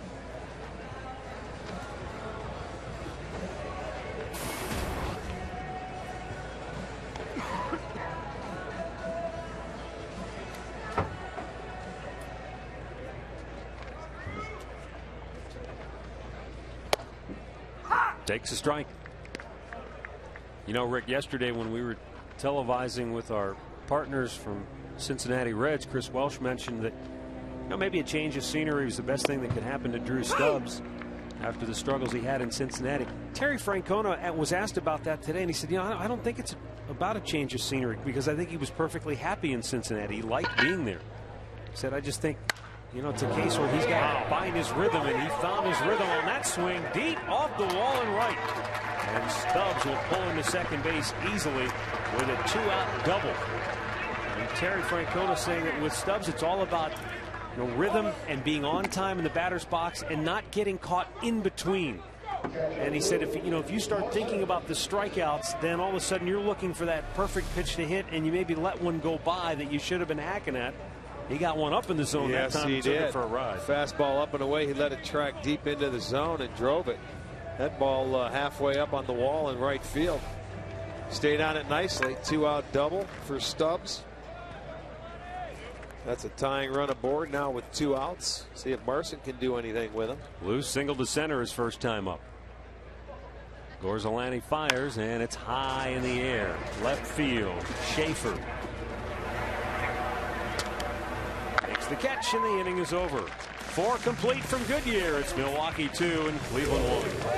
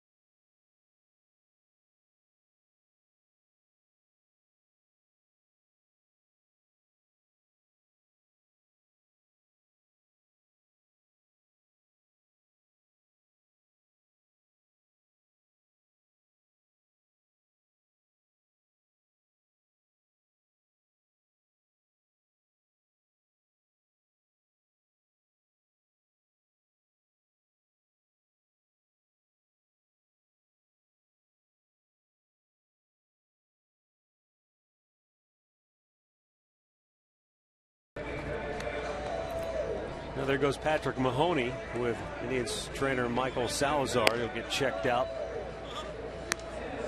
He appears to be fine, but obviously you want to take no chances, especially in a spring training contest. 2-1 Milwaukee as we go down to the 5th inning. Matt Underwood, Rick Manning with you, and we're joined now by Indians general manager Chris Antonetti, who has had quite an off season, a very busy, a very active off season. I go back to the winter meetings when we had all those discussions in your suite with the media, and there really wasn't anything going on, but there was behind the scenes that just didn't get a lot of coverage. There was a lot going on at that point, but we weren't to the point of completing anything. Yeah. Line drive down the left field line, foul ball. When did things start to really pick up? Was it soon thereafter? It actually predated the winter meetings. We had a lot of trade discussions, especially leading up to the winter meetings. And at the winter meetings, we spent a lot of time with agents talking about a number of free agents, Nick Swisher, Michael Bourne included. Obviously, when you got the manager, though, in place, Terry Francona, that sort of gave you some clarity as far as what direction you were headed, and how much did that help when you started talking to those free agents? Well, it had a huge impact when we were talking to the free agents. In terms of direction, though, that really wasn't part of it. I think we were confident that no matter what decisions we made this winter and what decisions followed, Terry was the right leader for us. Lonnie Chisenhall takes care of Carlos Gomez. Route number one. You know, Chris, for every deal made, how many more hours do you spend on the phone and deal with everybody else trying to work things out or put together a 3-team deal and things like that? I would say for every one deal that gets done, there are probably 100 that don't. Yeah, that's a lot of work behind the scenes that nobody sees. I try not to think about that often because then otherwise it's kind of a discouraging process. If you think 99 out of 100 times it's not going to get done. True, but I mean, yeah, you get into that, and people don't understand how much goes into, and hopefully you do get one that you're going after.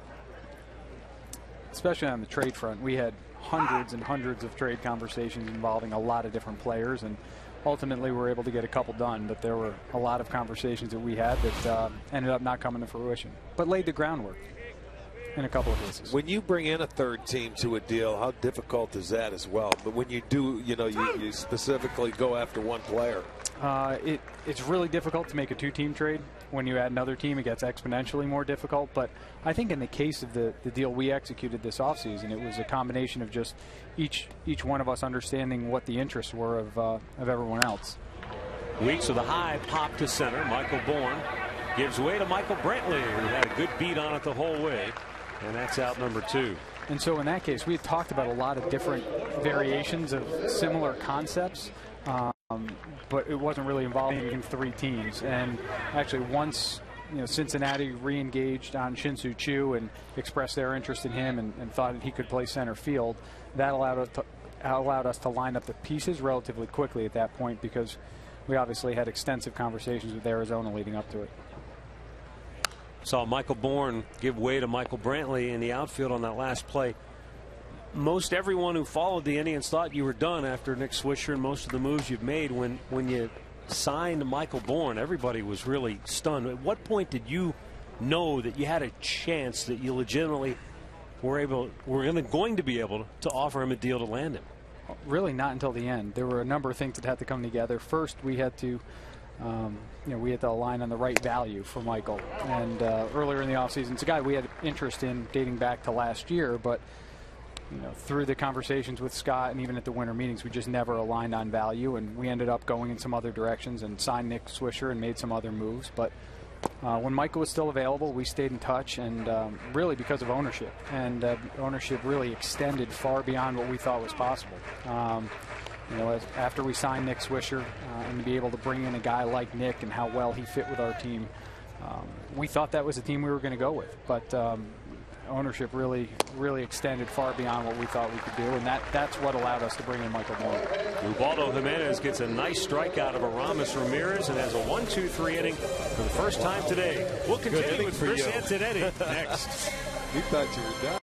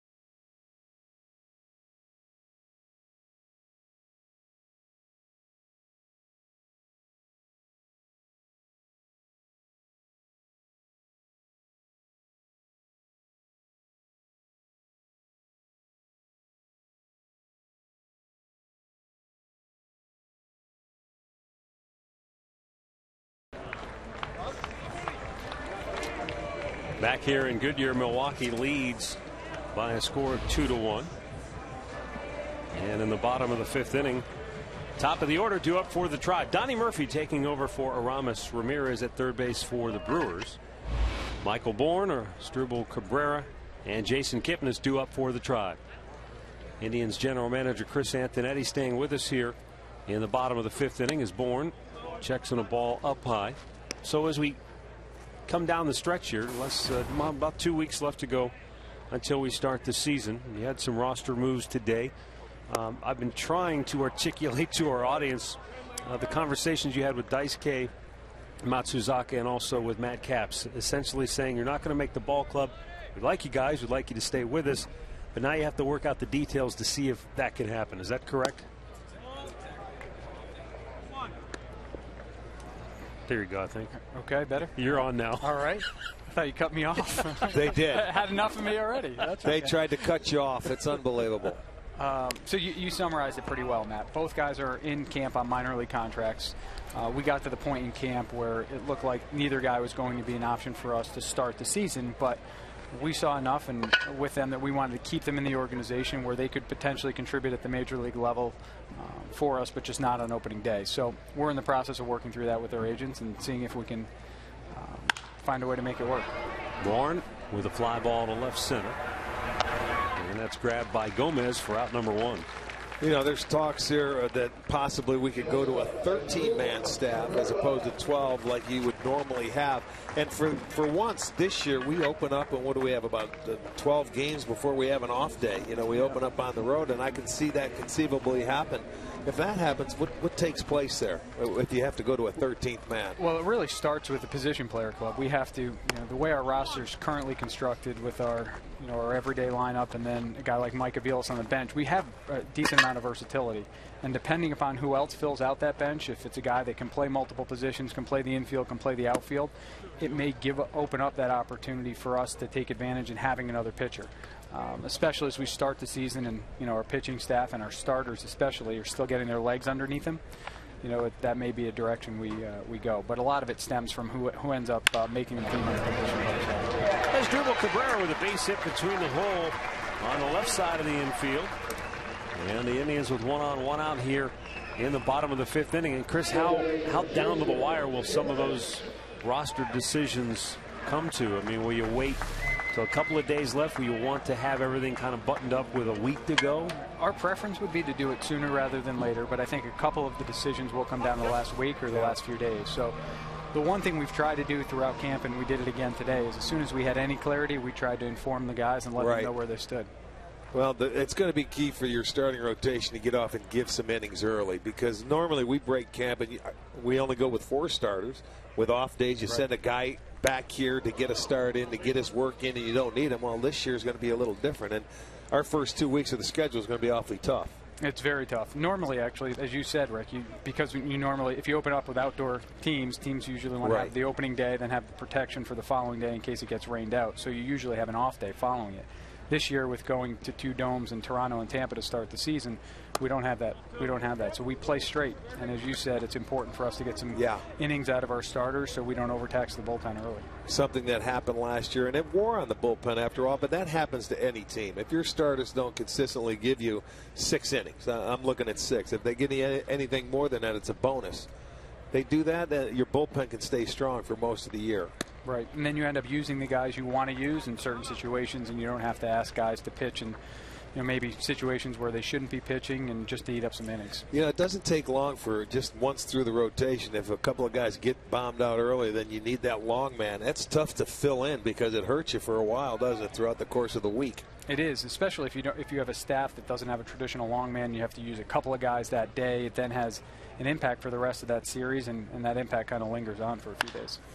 Kipnis sends one high in the air. Left field. Schaefer makes the catch, 2 down. And Cabrera holds at first. And that will bring up Nick Swisher with 2 down. And a runner at first base. Chris, we saw Justin Masterson yesterday in the game against Cincinnati. Struggled early, but then settled down and pitched well. Ubaldo Jimenez, kind of a little bit of everything here today, but obviously showed some good signs. What are you looking at that's tangible that you can say, here's why he'll be better this year than what we saw a season ago?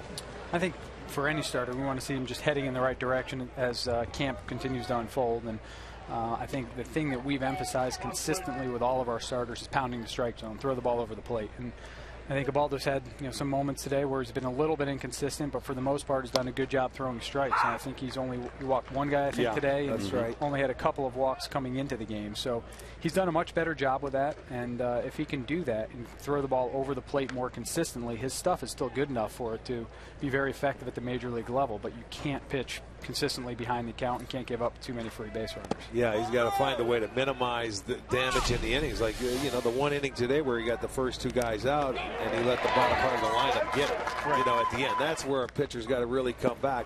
But he's settled in. His last inning was a breeze. He has good stuff. The breaking ball when you get ahead, and he's got a good fastball, and he's got a good splitter. Confidence is so fickle and so frail sometimes. Being aggressive in the strike zone. It's something that Mickey is, we emphasized a couple of years ago with Tim Belcher, and I think Mickey kind of wanted to re-emphasize that with the staff, and it's been a consistent theme from day one. Let's attack the strike zone. Nick Swisher walked in the first. He singled in the third. Batting with a runner at first, 2 down here in the fifth. Tribe trailing it 2-1. Yeah, you tell your pitchers attack the strike zone. We've got some guys that can run it down if they hit it in the air. Don't worry about it. Let your defense go to work. It's a big part of it. It really is. Making a pitcher, no, you can't. Yep. You can't defend the walk, and especially with Ubaldo, he has a tough time with the running game because they're going to take off and try and steal on him. But yeah, let them put the ball in play. Let your defense work. Jack Hanahan did a nice job helping the mentor Lonnie Chisenhall at third base last year, and even before that. You get the feeling that Lonnie's ready to kind of take over now and be a guy you can count on every day at third. We do feel that way. I think he's actually been one of the highlights in camp. He's been unbelievably consistent offensively. He's put together quality at bats using the entire field. He had a home run the other day out over the 380-foot sign in left center field. Followed that up with a double down the right field line in his next at bat. So he's come into camp. He's worked hard in the offseason. He's come into camp ready to go, and he's had a very good start. Key for Lonnie is to stay healthy. He's been hit his last couple of years, and he's missed some time. I mean, he's got some pop in the bat, and I think it's time for him. If he stays healthy, he can impress a lot of people. Michael Brantley 0 for 2 today. Takes a strike now with 2 on and 2 out, and the Tribe down 2-1. Well, the nice thing too with this roster that you've constructed in the offseason for Lonnie Chisenhall, you want to give him that opportunity. You want him to play. But should he have a spell here or there, you've got a Mark Reynolds that can pick him up, or if it's a tough lefty you want to give Mike Aviles. You've got Mike Aviles. You've got veteran guys who know how to handle those sort of part-time roles. Well, one of the things we wanted to do in addition to improving the everyday club was try to improve our bench, and we feel bringing in guys like Mike Aviles, we've been able to do that because he has some versatility. He can play multiple positions on the infield. When we want to give Asdrubal a day at shortstop, we don't feel like we're giving away too much there, and that versatility should help us not only take advantage of matchups but be able to keep some of our other guys fresh. Aviles is a guy that can go to a corner outfield position as well against a tough left-hander. He can. He can play really all over. He'll play some short, second, third, and could even go to the corner outfield if we need him to. Brantley lifts one out of play to the left, and of course we had Ryan Rayburn on earlier today. He's a similar player and a guy who can play all over the infield and yet versatile enough that, not that you're going to play him for a month in the outfield, but he can certainly go out there and help you there as well. He can. He's one of the guys, as we were talking earlier, that provides that versatility. Right. That, if you have a bench with he and Mike Aviles, that gives Terry a lot of different options and a lot of different protection in a number of positions. So Ryan's had a very good camp. Again, put together consistent quality at bats. He's played some second, played some third. He's also played pretty well in left field and right.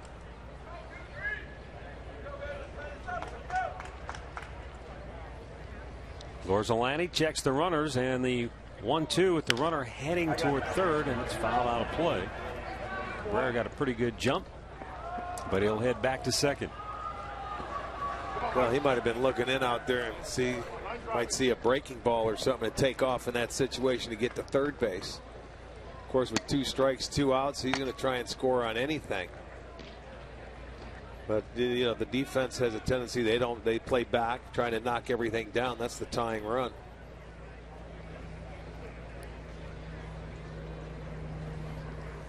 Up high. Chris, I know as a general manager you have to stay focused more on the big picture than the day-to-day, but when the season ended last year, on the last day of the season, could you have envisioned on that day where you are here today? I mean, with such a drastic turnover and the enthusiasm and the life and the energy that's been injected into this organization.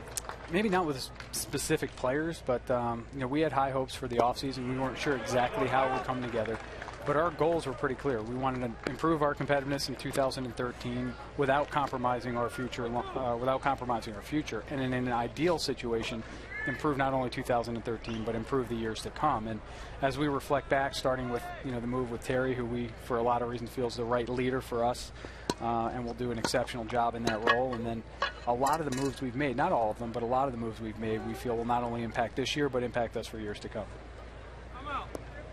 Brantley steps away. But I do think it's important, again, that part of what was, or a big part of what allowed us to be able to make the moves we made, even the trade for Drew Stubbs and Trevor Bauer, where we included some cash in the deal to get back the players we wanted, has been the unbelievable commitment for ownership and the investment they made.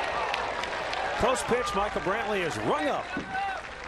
And the inning comes to a close. Tribe strands a pair through 5. Milwaukee's on top 2-1. Chris, thanks for stopping by. Appreciate it. Best of luck. Thanks, guys. My pleasure. Indians general manager Chris Antonetti will be back.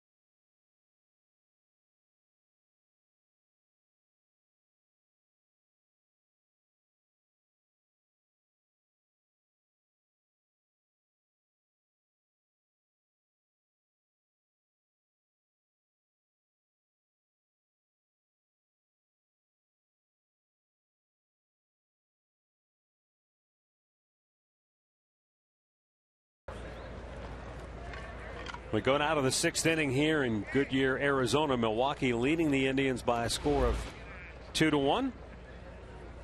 Ubaldo Jimenez returning. He's got a few pitches left under his belt here this afternoon before his day will be over.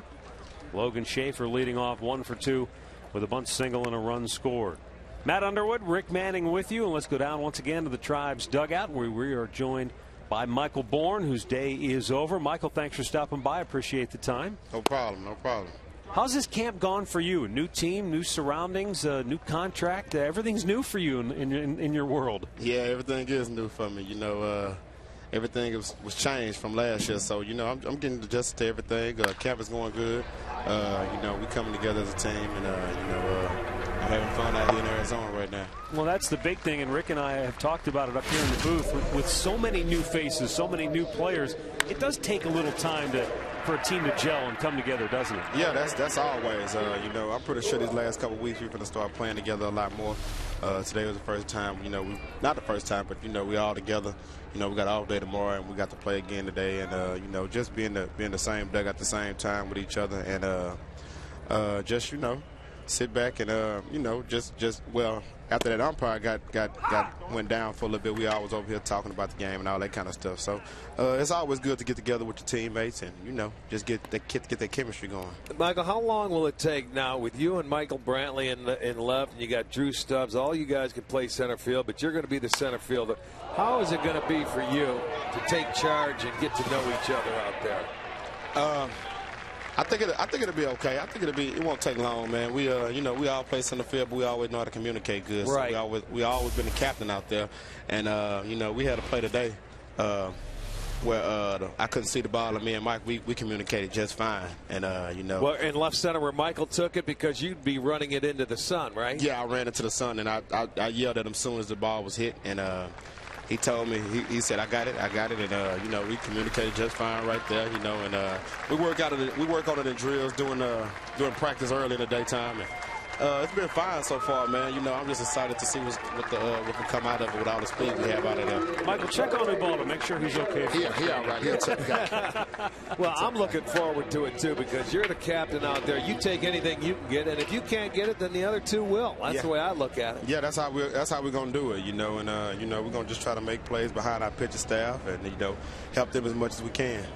Michael, the same thing I suppose applies in the batting lineup. When you get on base, whoever's hitting behind you, do you need sort of that understanding, that chemistry to know, hey, give me a couple of pitches, or knowing the situation when you like to run when maybe you don't want to? Well, the thing is, man, I really don't like the dude behind me to just take pitches and worry about me running. I feel like I'm going to get mine regardless of whether you take it or not, because I feel like the pitcher, you know, he's not going to throw strikes all the time anyway. So I pick my time to go, rather him be aggressive, because then the pitcher can't just lay one in there and try to, you know, worry about me running. You know, the more he got to worry about him, the more I can be effective on the base pass.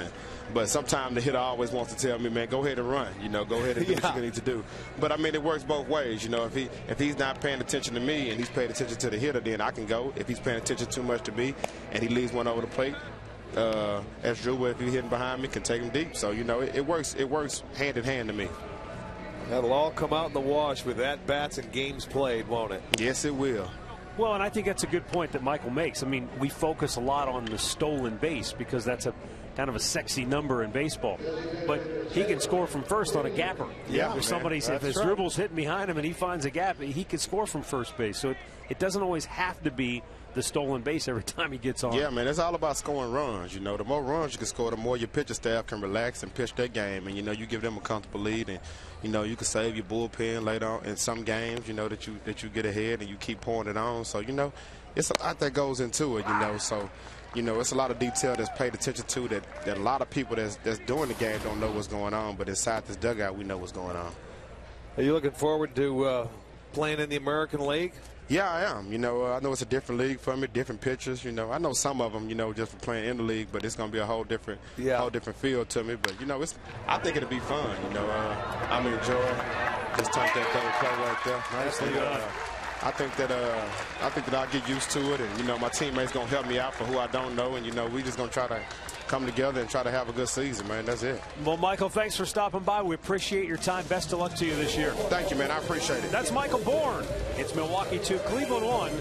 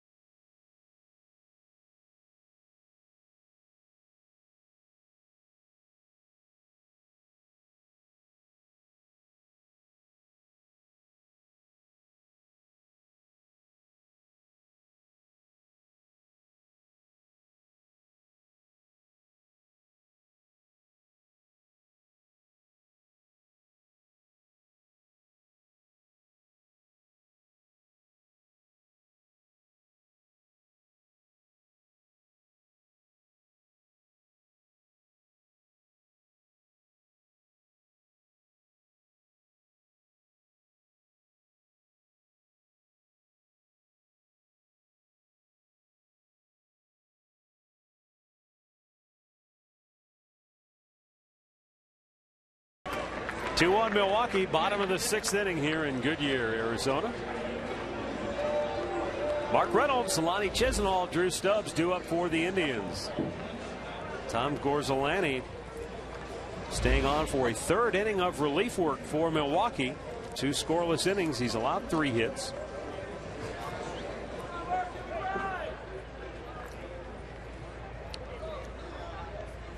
Mark Reynolds sends one high in the air, deep right field. And that is out number 1.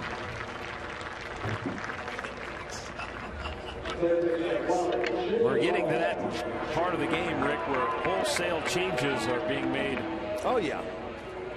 And we'll probably have a bunch for the Indians at the end of this half inning. I saw Michael Bourne exit with some of his teammates. Well, normally what happens when you're playing against a team you're not going to play during the year, the manager says, okay, boys, you've spent your day, get out of here. You don't have to, if you've played, the guys that have played, they're gone. Get the rest of their work in. Pitchers are gone. If you're playing against a team, they usually have to stay and watch the whole game.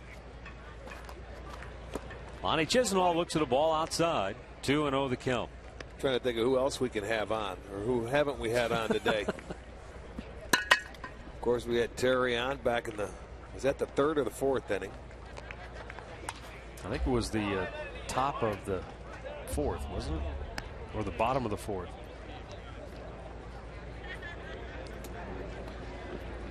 Speaking of Terry, his dad, the real Tito, is here today as well, is in for the week. He's sitting behind home plate taking the game in. Still lives in New Brighton, Pennsylvania. Yes, he does. Had his best years with the Tribe back in the 50s, early 60s. Looking forward to making a few trips over to Progressive Field this year. Probably more than a few. Every weekend he'll be there. Terry won't be able to keep him out of his office.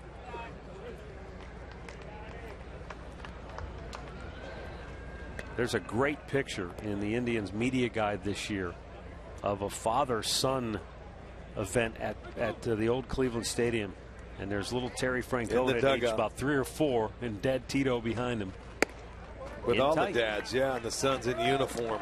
Ball 4 walked to Chisenhall with 1 out here in the 6th. That's going to be it for Gorzolani. Let's get a look at the new lineup for the Brewers now. Rene Tassoni is in left. And then they've got Logan Schaefer moving over to center. And Caleb Gindel is now in right field. And then on the infield, Messias, Davis, Murphy, Lally stays in. And we've got a timeout for the pitching change. We'll be back 2-1 Milwaukee here in the 6th.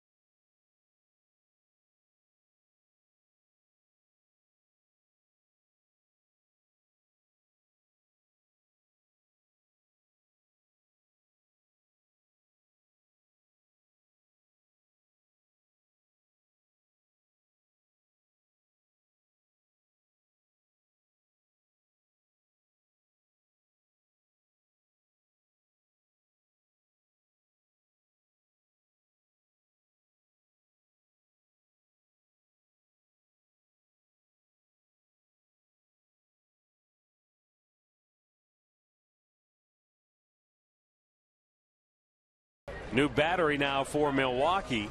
Alfredo Figueroa takes over on the hill for the Brewers, and Robinson Diaz is now behind home plate. There are Figueroa's number from last year in Japan. He'll face Drew Stubbs with a runner at first and 1 out here in the 6th. Drive down 2-1. Stubbs 1 for 2 with a double his last time up. Went off the right field wall. Drove the ball the other way very well. It was a 2-out double. Was stranded in the 4th.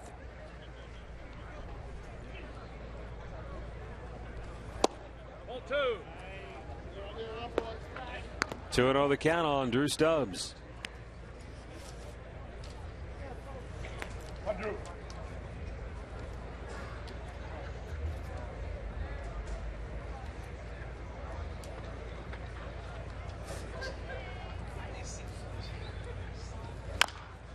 And Stubbs banged it off his leg, and he went down in a heap.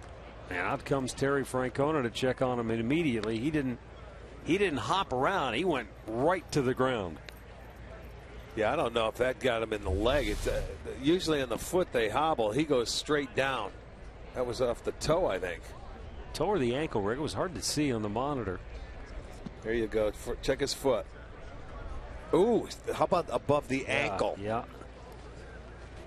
That'll be numb for a while. That was above the ankle.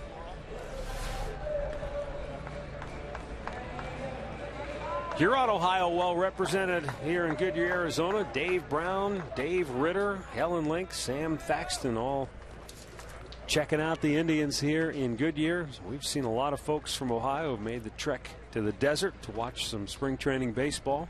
Well, I had a buddy of mine show up here, Ray Fanta, with his boy and a couple of friends.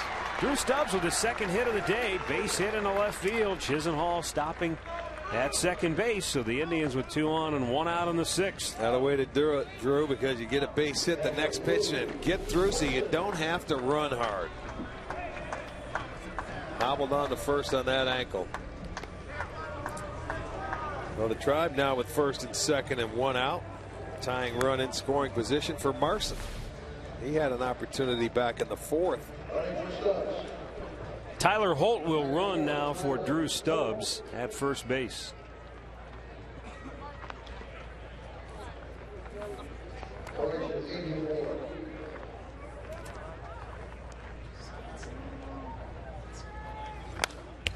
Marson fouling it back.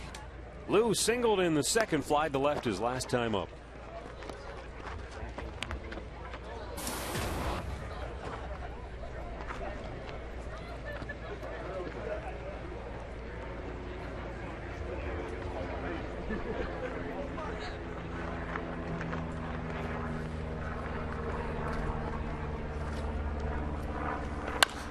Big bouncy ball on the right side, of base hit coming around third. Chisenhall's going to be waved home. Gindle's throw will go towards third. It's offline, and the Indians have tied the game on an RBI single by Lou Marson. His second hit of the game, his first RBI of the spring. Well, you can see him push the ball the other way. He was shooting for the hole, and he found it. It was a nice job. Scores Chisenhall, who got the 1-out walk. You see, he wasn't trying to do anything but pound that hole over there in between first and second. So it's a tie ball game. Holt goes all the way to third base. Ezekiel Carrera will bat here for Michael Bourne.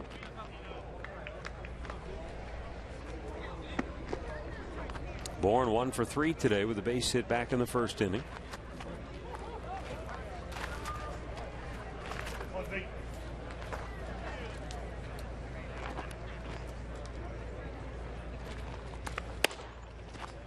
And a called strike in the outside corner.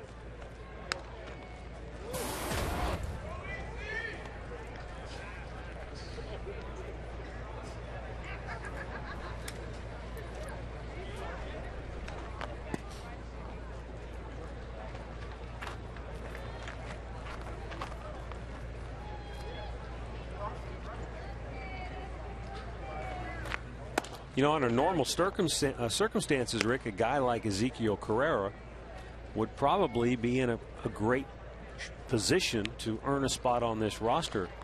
But because of the 3 center fielders that are already here, and Nick Swisher essentially being a 4th outfielder, and Aviles and Rayburn being able to play an outfield spot in a pinch, it really kind of leaves Carrera on the outside looking in. If it was last year, it was a different story. But this year is a different situation. I guess timing is the key for anything. Tried to bunt, but rolls it foul. For a guy, though, coming off the bench, I mean, he might be able to help somebody. He's out of options. So if he doesn't stay with the Indians, somebody will have an opportunity to pick him up.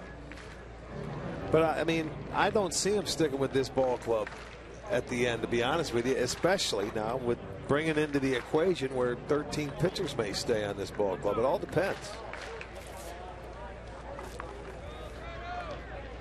Last year when he came up here, it was if Michael Brantley ever came down, he would be the backup center fielder, you know, and now you don't have to worry about that. Trying to break the tie here. The 1-2 pitch and a base hit into right field. Tyler Holt scores the go-ahead run. Marson stops at second, and Carrera delivers. And the Indians now lead it 3-2. Shortstop, Luis Hernandez. Caught a breaking ball. The ball was down. He had maybe a little too much of the plate. See where the catcher was going down and in with it. He may have wanted that ball a little more outside, but he was able to pull it in the hole. So 3 straight singles after the walk, and the Indians retake the lead 3-2 and a chance to add on.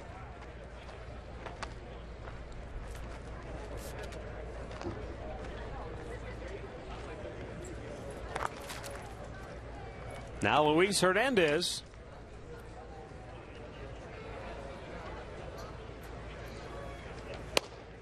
Kind of a half swing.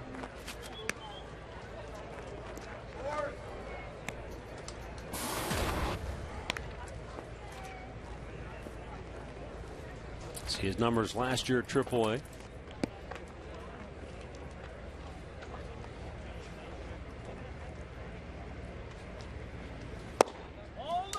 Ball down low. 1 ball and 1 strike.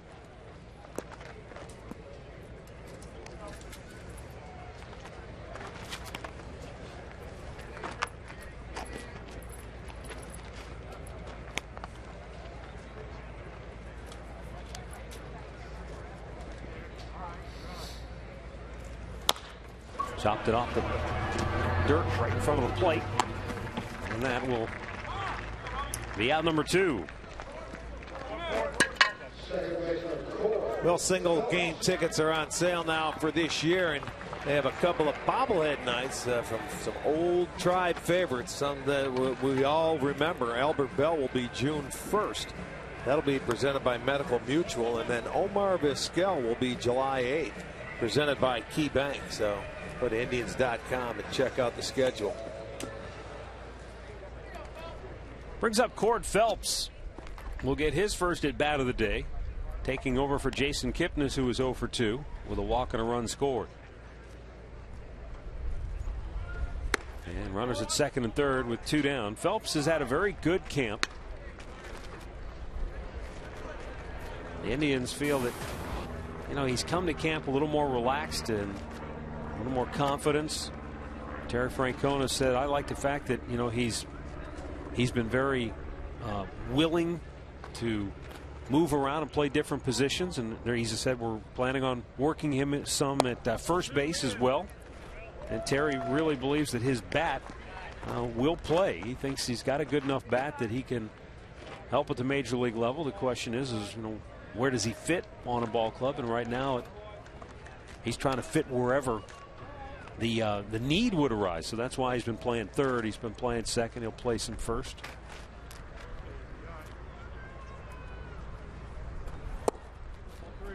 Three balls, no strikes. There is Vinny Pastano, back from the WBC and ready to get back.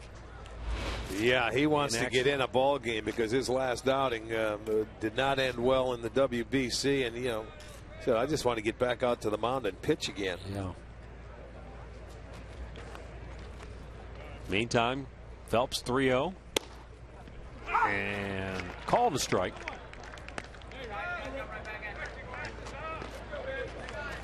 Not sure Cord felt that caught the plate.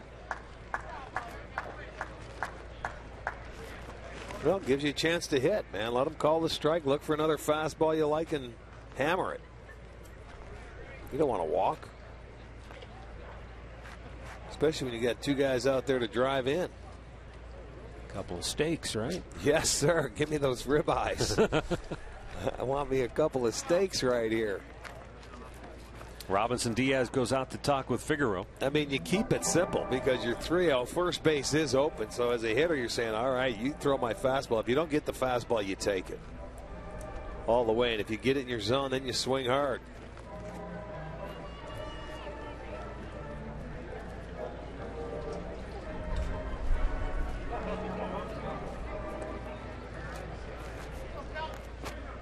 Indians have gone in front with 2 runs here in the 6th inning. The first was charged to Tom Gorzolani. The second charged to Alfredo Figueroa.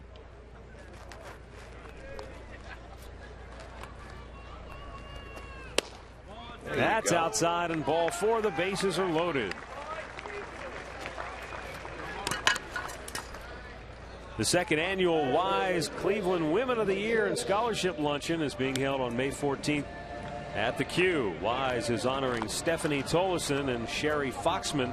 For tickets, visit wisecleveland.com. Bases loaded, and Chris McGinnis will get his first at bat today, taking over for Nick Swisher.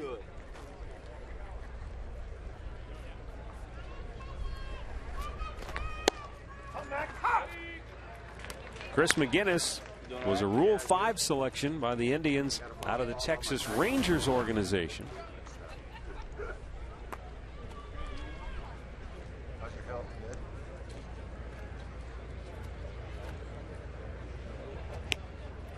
'51 career homers in 4 minor league seasons. Roped but fouled on the right side. He's got good power, and you can see why the Indians are certainly interested in the possibilities, but the question remains, can they work out a deal to keep him here? Otherwise, they have to offer him back to Texas. I hope they do, because I like this kid from what I've seen from him this spring. I think he can bring something to the table here for the organization. And, you know, we'll have to wait and see if Texas has a fit for him, but we'll see later in the spring. The 0-2 swung on and missed. The inning comes to an end, but the Indians take the lead with 2 runs in the 6th. 3-2 Cleveland.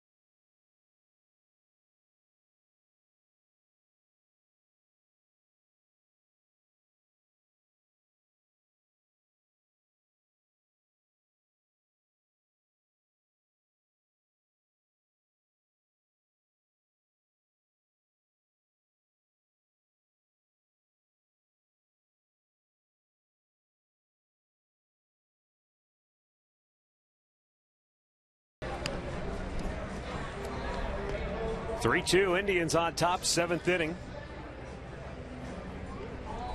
Now on to pitch for the Cleveland Indians is Vinny Pestano. He's the 3rd Cleveland pitcher to work here today. Look at the numbers from a year ago. 70 appearances, 3 up, 3 down, an ERA of just .257. Yeah, a terrific job last year. You know, 2nd in the league in holds, and you know, it got tired as the year went on. He hit about probably a 1-month period where he was a little upset, but I think that at that time The bullpen was a little burned out because the starters didn't protect him long enough, but he did a terrific job, and it's tough on right-handers.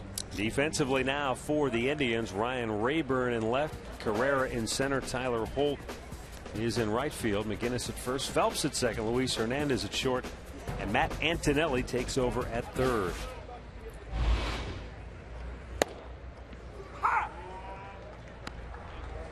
And a strike called on Blake Lally.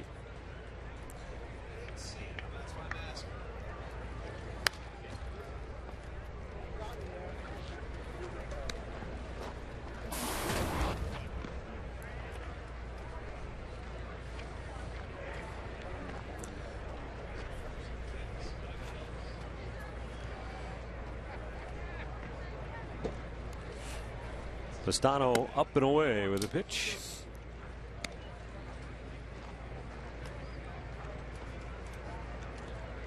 Three runs on 8 hits, no errors for the Indians. 2 runs, 7 hits, 1 error for Milwaukee.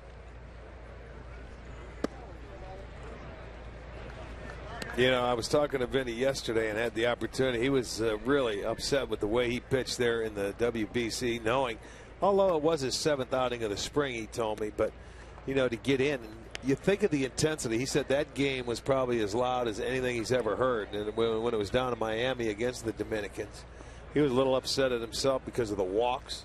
You could see, you know, if you give up a base hit, it was the first pitch. His teammate, Mike Avila's got the base hit to keep it rolling. Or that was against Puerto Rico I'm talking about, not the Dominican.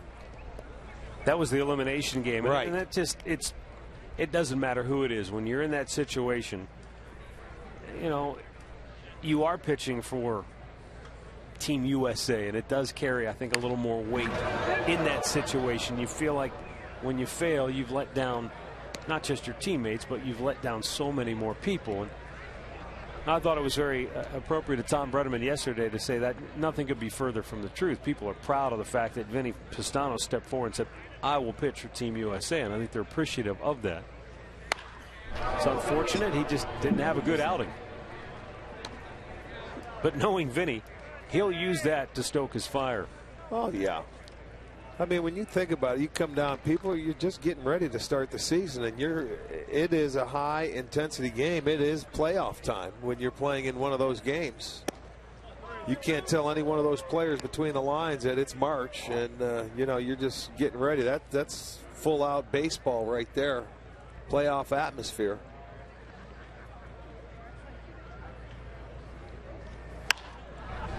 Out of play. What is exhibition season is far from exhibition baseball in that WBC. Boy, you're not kidding.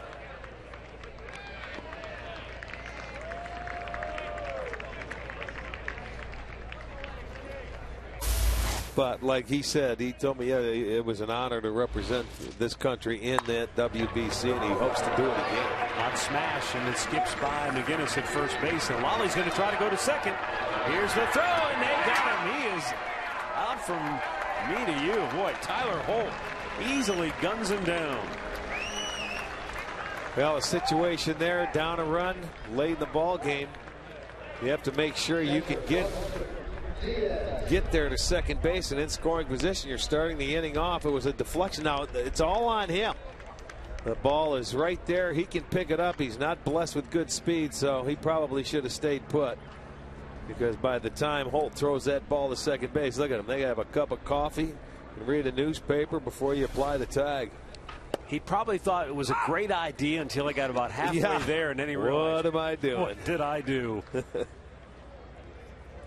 And please, somebody get this piano off my back. Yeah, I'm sure they're talking to him now.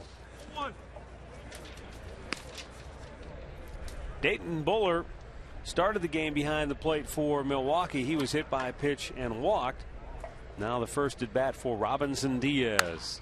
And he lines one the other way for a base hit. Doesn't that always happen? Yeah.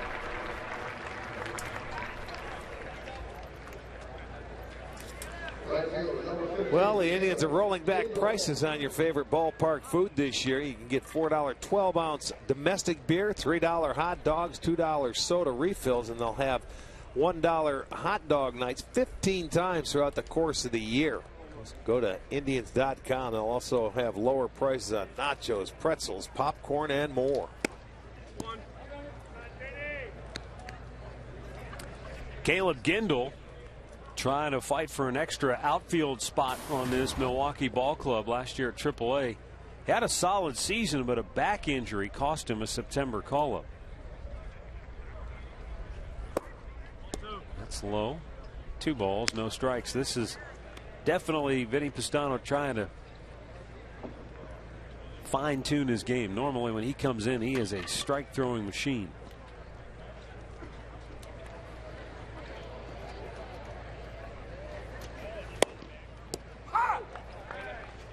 Finds the zone there. It's 2-1.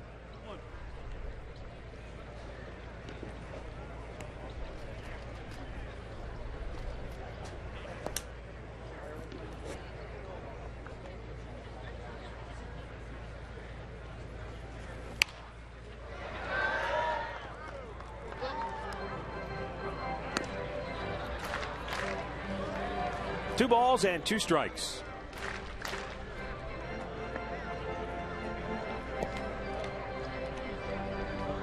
Caleb Gindel, 24 years old, not a big guy at 5'7".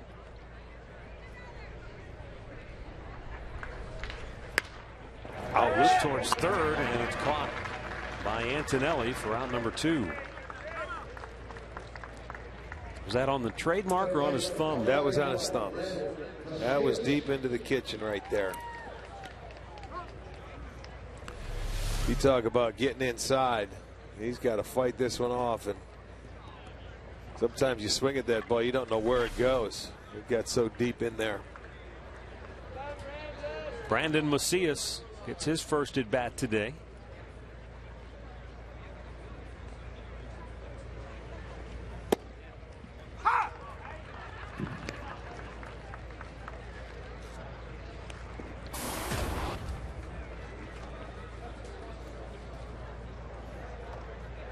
Pretty good numbers at A ball last year for Macias.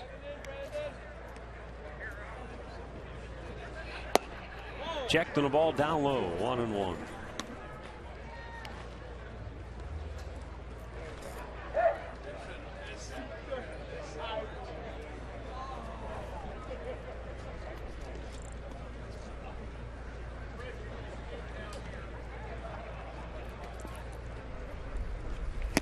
Swung on and missed. He chased one there. Macias attended Flagstaff High School here in Arizona. Went to the University of Kansas.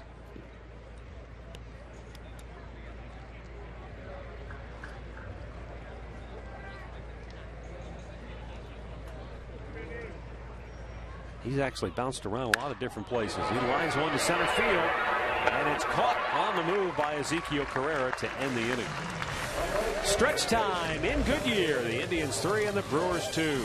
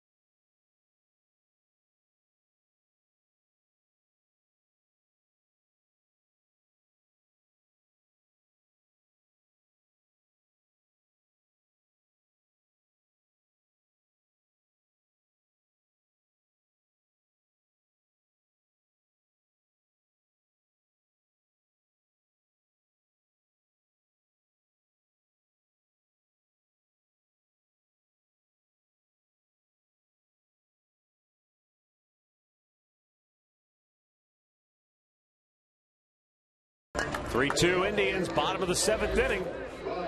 We'll see Ryan Rayburn leading things off for the Tribe. Just another gorgeous day here in the desert. Looking at the extended forecast, looks like about the next 10 days, more of exactly the same. Well, it's finally back to Arizona weather. Don't you ever get bored? No. No, you really don't. But, you know, reality comes in. You end up coming back and spring hits. You know, it's spring today, isn't it? Or is it, no. I think tomorrow's the first day of spring.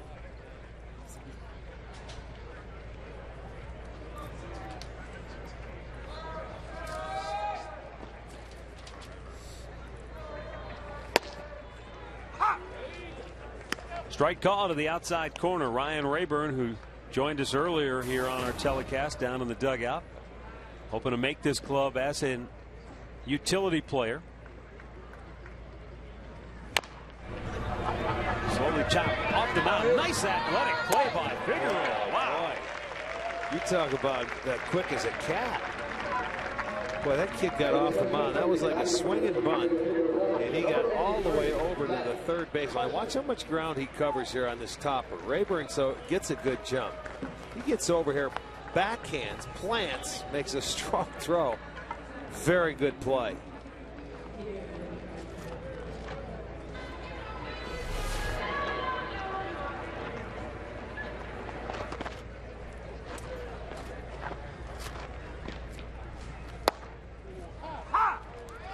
Matt Carson gets his first at bat of the day.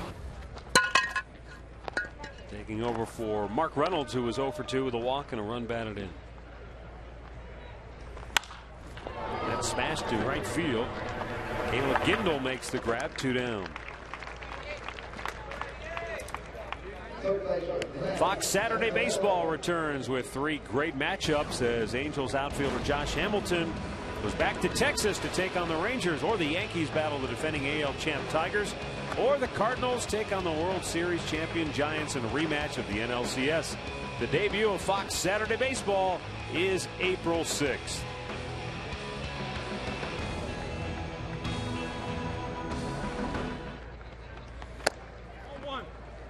And as we mentioned, just 2 weeks from tomorrow, we'll be in Toronto for the opener between the Indians and the Blue Jays.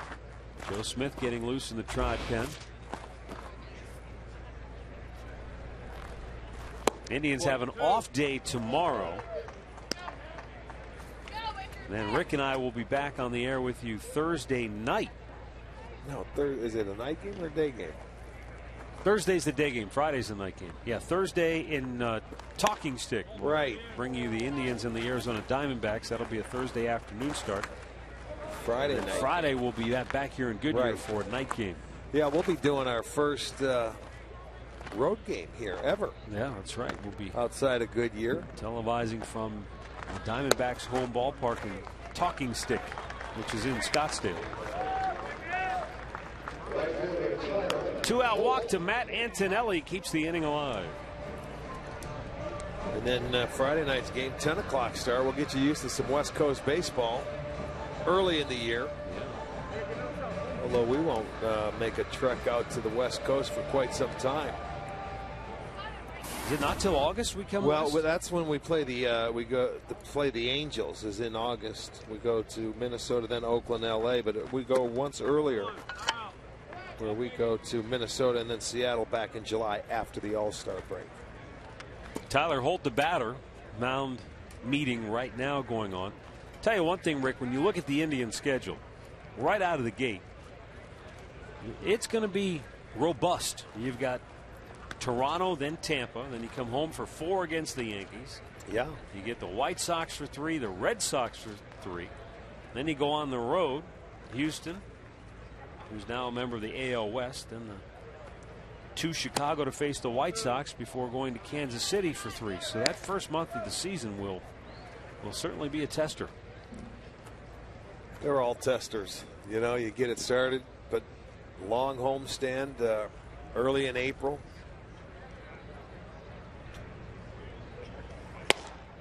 Well, as we've learned from the last couple of years, a good start is nice, but you know, you have to be able to finish. Right. You always want to get off to a decent start. Well, especially when you have new players. But, you know, we'll see. Every year is different. I hope they can get off to the good start like they did last year and just continue. It's funny when you think back, the Eric Wedge teams could never get off to a good start. One time, in 07, they had got off to a good start. Yeah, and I think only one other time did they finish above 500 or at 500 in the month of April. But they always finished strong, always came on strong at the end. The Manny Acta team seemed to get off to good starts, but just kind of ran out of gas. You'd like to find that consistent medium, wouldn't you? Yeah, win about 15 games a month.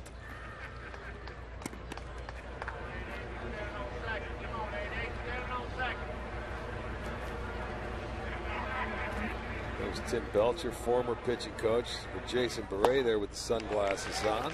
Swing and a miss. Tyler Holt strikes out and the inning is over. 7 complete. It remains Cleveland 3, Milwaukee 2.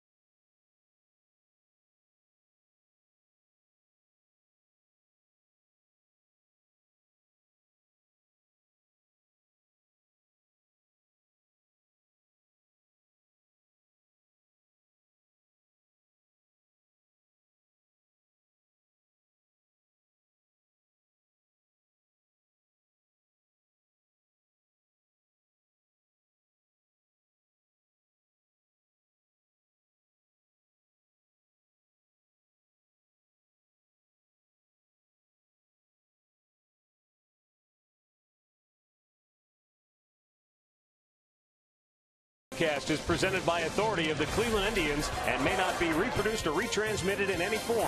And the accounts and descriptions of this game may not be disseminated without the express written consent of the Cleveland Indians.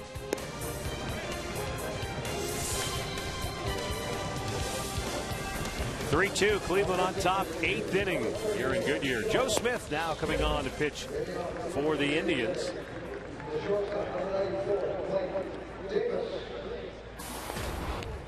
Get a look at Joe Smith's numbers a season ago.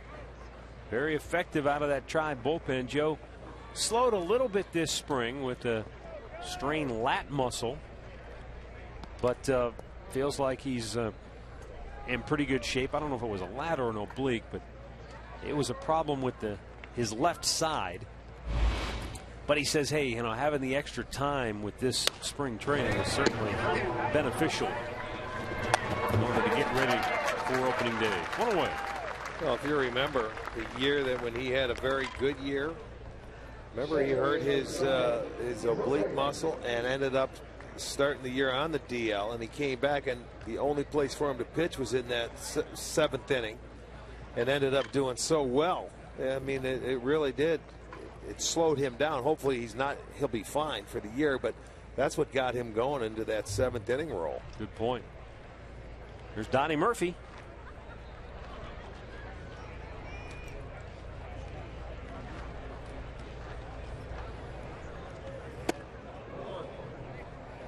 And the thing that's made Smith so effective the last couple of years, he's been able to get lefties out as well as getting right-handers out.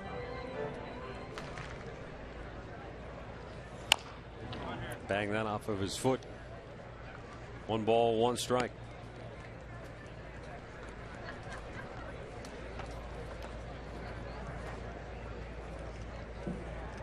Yeah, we'll see how long it takes that bullpen to recreate that bullpen mafia, because they have lost a couple of guys. Sip is gone. He was traded. He'll be in the National League. Rafael Perez, ouch. Murphy drilled. He'll take his base with 1 out. That ball looked like it got him right in the back pocket. Sure did.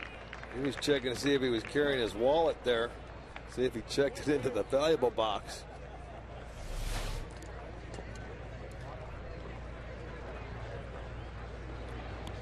That's one way to get on base, not the way you want to, though. Logan Schaefer, 1 out of 3. A bunt single and a run scored back in the second.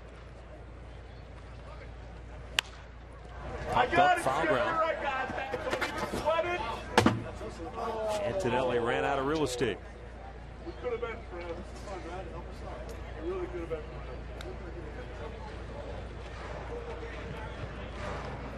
Milwaukee, a ball club I mentioned earlier that just a couple of years ago, a 96 win team. Last year, they made a late season surge, got themselves back into the race, but ultimately wound up out of the playoff picture. But just 2 years ago, they drew 3 million fans. But I was looking back in 1983. That was the year you got traded to Milwaukee, wasn't it? Right. We drew 3 million there. 2.3 million that year, and that was a new attendance record that year for the Milwaukee Brewers. In 83? Yeah, they were coming off the World Series in 82. Correct. Catch made in left field by Ryan Rayburn. 2 down. Hey, the Cavaliers are back at the Q tonight, taking on the Indiana Pacers. Tip-off with Cavaliers Live at 6:30. That's Jeff Phelps and Campy Russell. They'll break all the X's and O's down for you and get you ready for the play-by-play with Fred McLeod and Mr. Cavalier Austin Carr, plus Allie Clifton. They'll bring you all the action at 7 o'clock on Fox Sports Ohio. That 1983 season, which you were traded over there, and they had just a terrific run, a lot of fun with the fans. Also, that same year, Don Sutton would strike out Alan Bannister as the ball gets away and the runner moves down to second for his 3,000th career strikeout against the Indians on June the 24th. Became just the 8th pitcher in Major League history to reach the 3,000 strikeout mark, did Don Sutton. And the reason I bring that up is I saw a note earlier today that Don Sutton had 58 career shutouts. That's 9th best among Hall of Fame pitchers. Nice catch made by Ryan Rayburn to retire the side. And we'll go to the bottom of the 8th. It remains Cleveland 3, Milwaukee 2.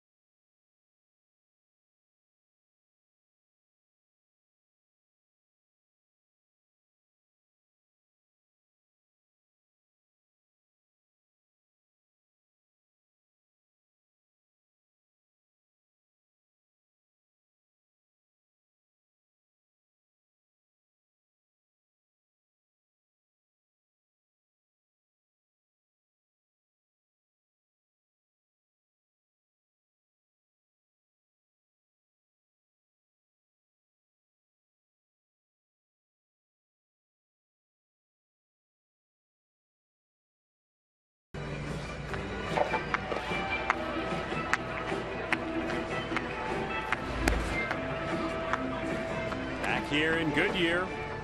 Vinny Pistano able to work a scoreless inning along with his teammate Joe Smith, so they retire for the afternoon. And here's Michael Olmstead, who spent last year split between Salem and Portland. Pretty good numbers. I mean, you go 47 games and your ERA is 1.52. Only gave up 1 home run in almost 60 innings.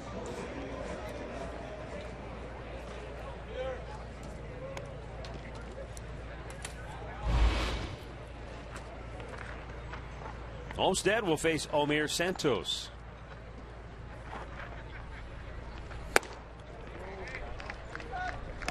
Omir Santos was a guy who homered yesterday for the Indians in that comeback 7-7 tie against Cincinnati. That was what, their second tie of the spring, I believe. Yep. Check. Did he go? Appeal? He did not.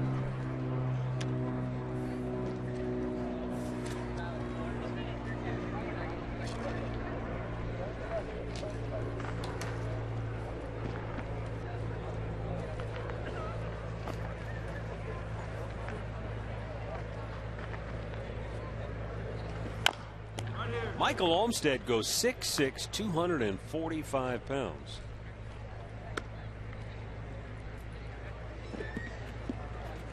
California native.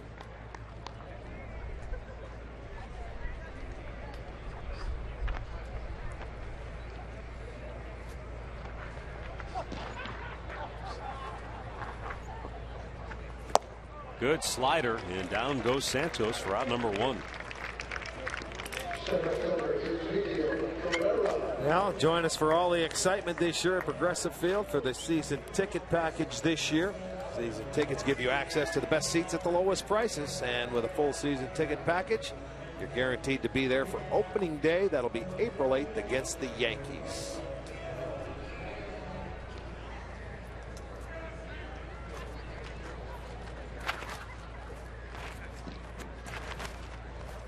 Oh, and down goes Carrera. He got drilled.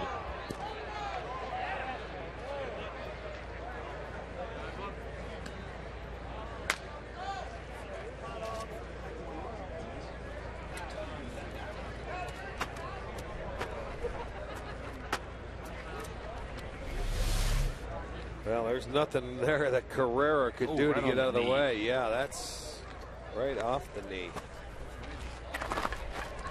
He couldn't do anything to get out of the way. Ouch. That's exactly what you heard. That ball deflecting off his knee. He will remain in the game.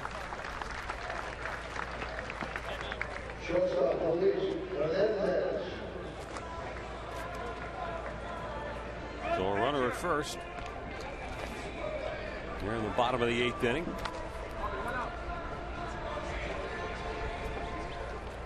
Now Luis Hernandez. Grounded to second his first time up.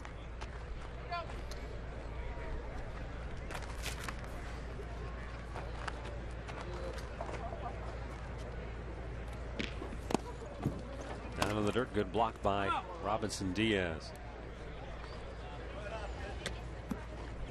From 2008 through 2012. So you're talking 5 seasons. Francisco Rodriguez logged 148 saves. That's 7th most in the major leagues. And now the former Milwaukee Brewer is sitting out there without a job. Yeah, that's hard to believe, isn't it? I mean, when he went over there, you know, from the Mets, wanted to close, wasn't the closer, turned into a setup guy at times because they had Jonathan Axford. And then that was their problem. Part of Milwaukee's problem last year is why they went south, is because that bullpen couldn't hold the leads. Carrera takes off and the ball is fouled away. Now Jonathan Axford is pretty legit in his own right, because over that same time frame from 2008 to 2012, Axford has averaged almost a dozen strikeouts per 9 innings pitched. That's 3rd best in the major leagues. So Well, good stuff, but he just had a tough year last year when it comes to saves. He did have, what, 35 saves, I believe. But, yeah, like you say, Rodriguez is sitting out there unsigned. It's like Jose Valverde, who was perfect 2 years ago with the Tigers. Last year, roughed up a little bit, and they wouldn't even use him when it came playoff time. Kyle Loesch, who's not a closer, but a starting pitcher, also sitting out right now, unemployed. Oh, yeah. Couldn't check it there.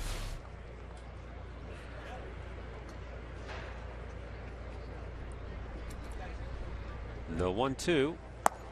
A little bit low. 2 balls, 2 strikes. Attaboy, here we go.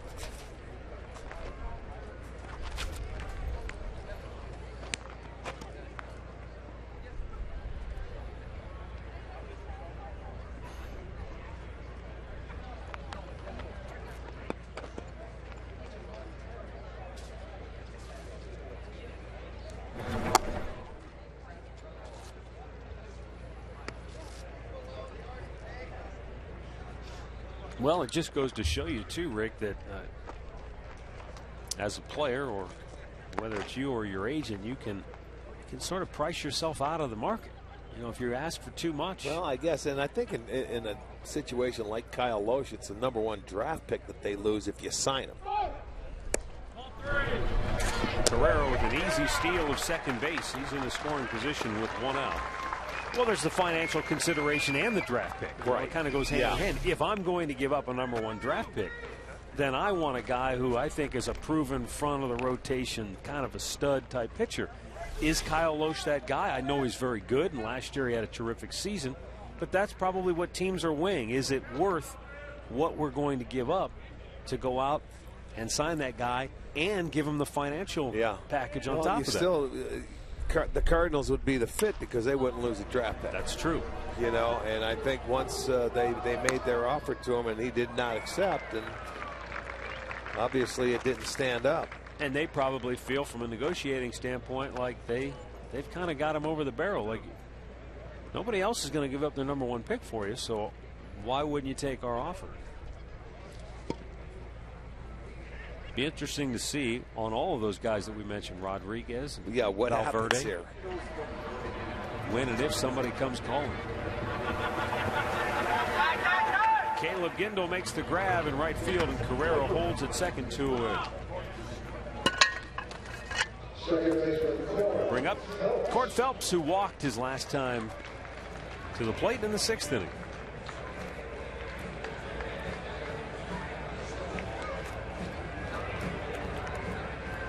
We were mentioning earlier in the game that offensively Milwaukee should still be pretty good. Obviously it's going to come down to keeping their guys on the field, Corey Hart, but you've got a Ryan Braun, go with Weeks and company. They should be able to score some runs and be dangerous. I didn't realize, because we don't play them very often at all, how good Ryan Braun has become as a hitter. Phelps fouls it away. We see Miguel Cabrera, one of the best hitters going. Right. We see Miguel Cabrera. Well, I didn't realize Ryan Braun had 68 2-out hits last year. That's 4th best in the majors. We saw the guy who got the most, Miguel Cabrera. So Braun's not too far off of, where Miguel Cabrera is. You get those 2-out hits; those are the tough ones. Well, then you start asking yourself, geez, how many times did you want to pitch to him? Well, obviously they must have had to. Yeah. He's he is one of the best hitters in the game. We don't get the opportunity to see him play 18 times a year like we get a Cabrera or some of the better hitters in the league. And it's fun to watch good hitters hit in situations when they can beat you. When they're in your division, you end up go ahead and walk them. Cord Phelps awaits the 1-1. And that's back out of play. But that's a good way to look at it. We get to see Cabrera play. We don't get to see Braun play, and they are very typical, similar hitters. Use a lot of the field. They have great power, and they're good 2-strike hitters, good 2-out hitters. And then they've got Corey Hart, who over the last 4 years, if you take his runs scored plus his runs batted in, subtract the home runs, that's how many runs he's produced? 523. That's 8th best in baseball.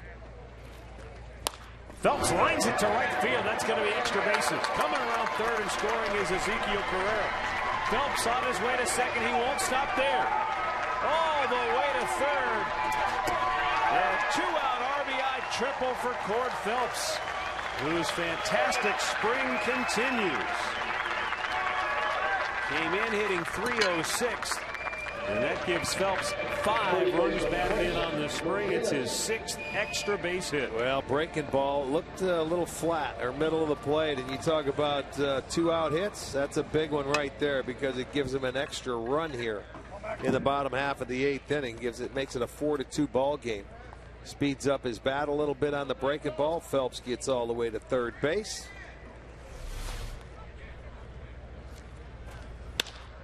And now McGinnis sends a lazy fly to center field. Logan Schaefer grabs it, and the inning is over. But Cord Phelps producing an insurance run for the Indians. 4-2 Cleveland as we go to the 9th.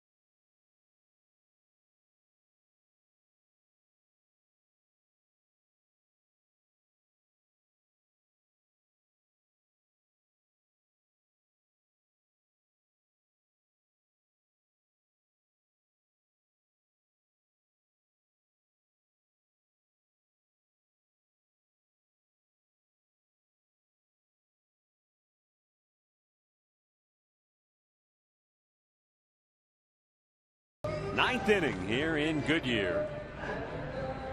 And Scott Barnes will come on to pitch for the Indians, left-hander. Appeared in 16 games last year at the big league level. Held left-handers to a .200 average. And a guy looking to make this team as far as the left-hander goes. Between him, Hagedorn. Well, the other guy is Rich Hill. And Rich Hill, correct. And 3 of them. I think Rich Hill probably is more of your situational lefty, whereas Nick Hagedorn would be, your earlier left-handed guy in a ball game. And I think Nick's a big, strong kid who could give you multiple innings if needed. Right. But he's more of your power guy, more than your matchup guy. He can strike you out. Between Barnes and Hill, would be matchup guys.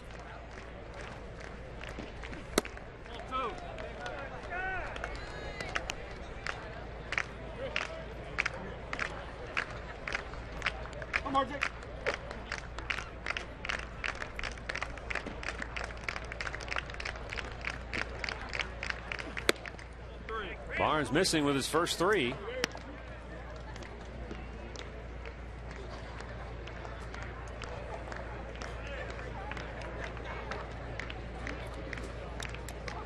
Chris Davis, an outfielder, taking a strike.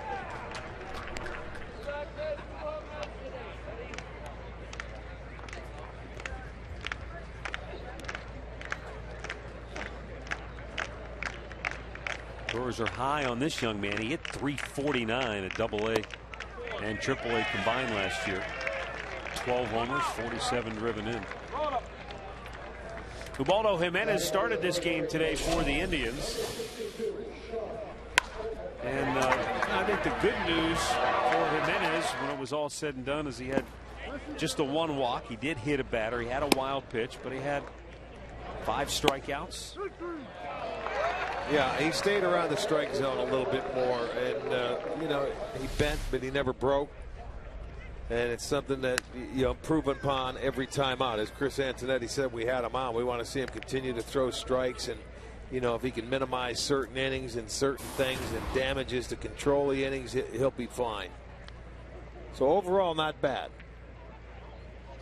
Went out there, although he did leave the game, even though it was coming out of pitch count. The last hitter drilled one off his leg for a base hit. Though when he walked off, he appeared to be just fine. No ill effects.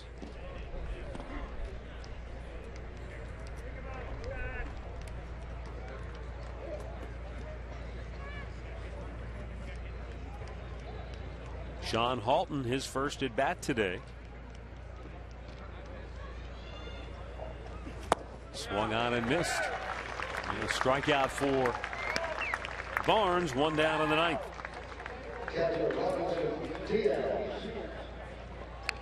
Come back, you'll take a look at the last hitter that Jimenez faced. It's a ground ball off the right foot. Look, he was looking up in the air like it deflected. It went over to first base. Francona goes out. He was going to come out of the game anyway because he was going into that inning going to throw 10 pitches, but you can see him smiling, talking to Michael Salazar on the way out, and everything was done, and he was happy with it. Robinson Diaz, like Sean Halton, who just struck out, a little over anxious, trying to get after it with the bat. That's what a lot of young hitters do. After you walk the leadoff guy, you come back, you still have to make that pitch and get in the strike zone. I don't care if it's spring training or not. But you get a lot of, you know, younger hitters and guys that are filling in and minor leaguers late in the ball game. They don't want to walk. They want to impress somebody. They're sitting up there saying, I want to get a base hit to tie this game up or to get it going. Ron Renicky, Milwaukee manager.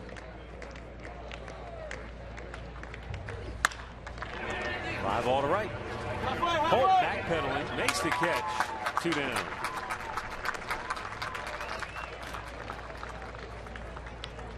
Top of the order, and Caleb Gindel 0 for 1, line to third when he was jammed on a pitch back in the 7th inning.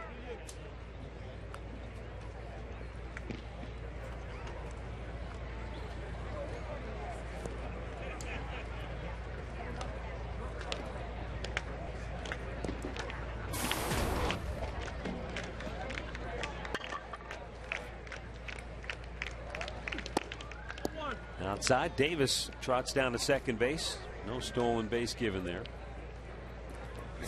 Nobody even moved. They acted like that he's not even out there. He is invisible. You know what? It's one thing to be indifferent. It's another thing to just ignore someone. That's just not right. That's what they did. I mean, the infielders never even budged. The catcher didn't look. They just pretended he wasn't there.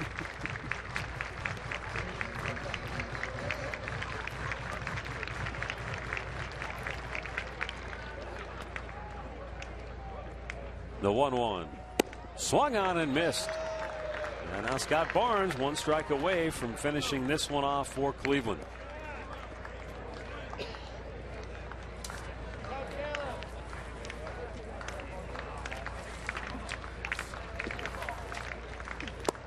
Checked. And it looked like he held up.